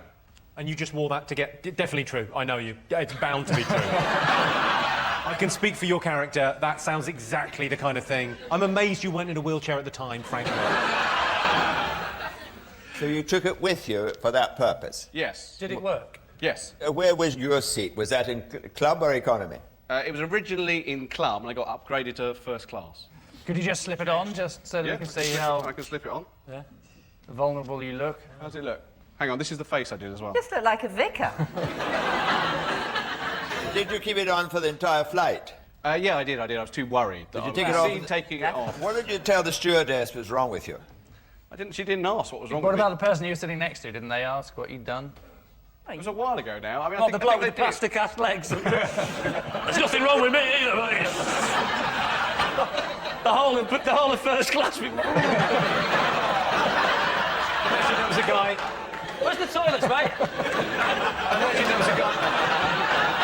I think they did ask, and I think my story was that I'd got very bad whiplash from a car accident. So, Lee, what are you thinking? I don't know. I would have thought this was a lie, but what do you think, Richard? I think it's a lie. You think it's a lie? I think it's true. I think it sounds true to me. You think it's the truth? What do you think, Mr. Baddiel? No one's ever actually tried that tactic, have they? David, if you were us, what would you say? I would say it was a lie.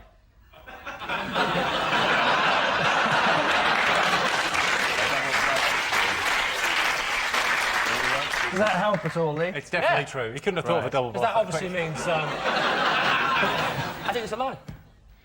It is a lie. Oh. Well done, Mr. Romesh.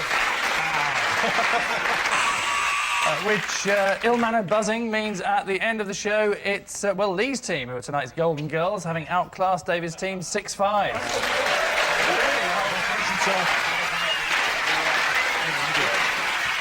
And we leave you with news that, according to research scientists, if a person's eyes move to the left, they're retrieving factual information. If they move to the right, then they're lying. If they move to the left, then the right, then the left, then right, left, the chances are they're watching tennis. Good night.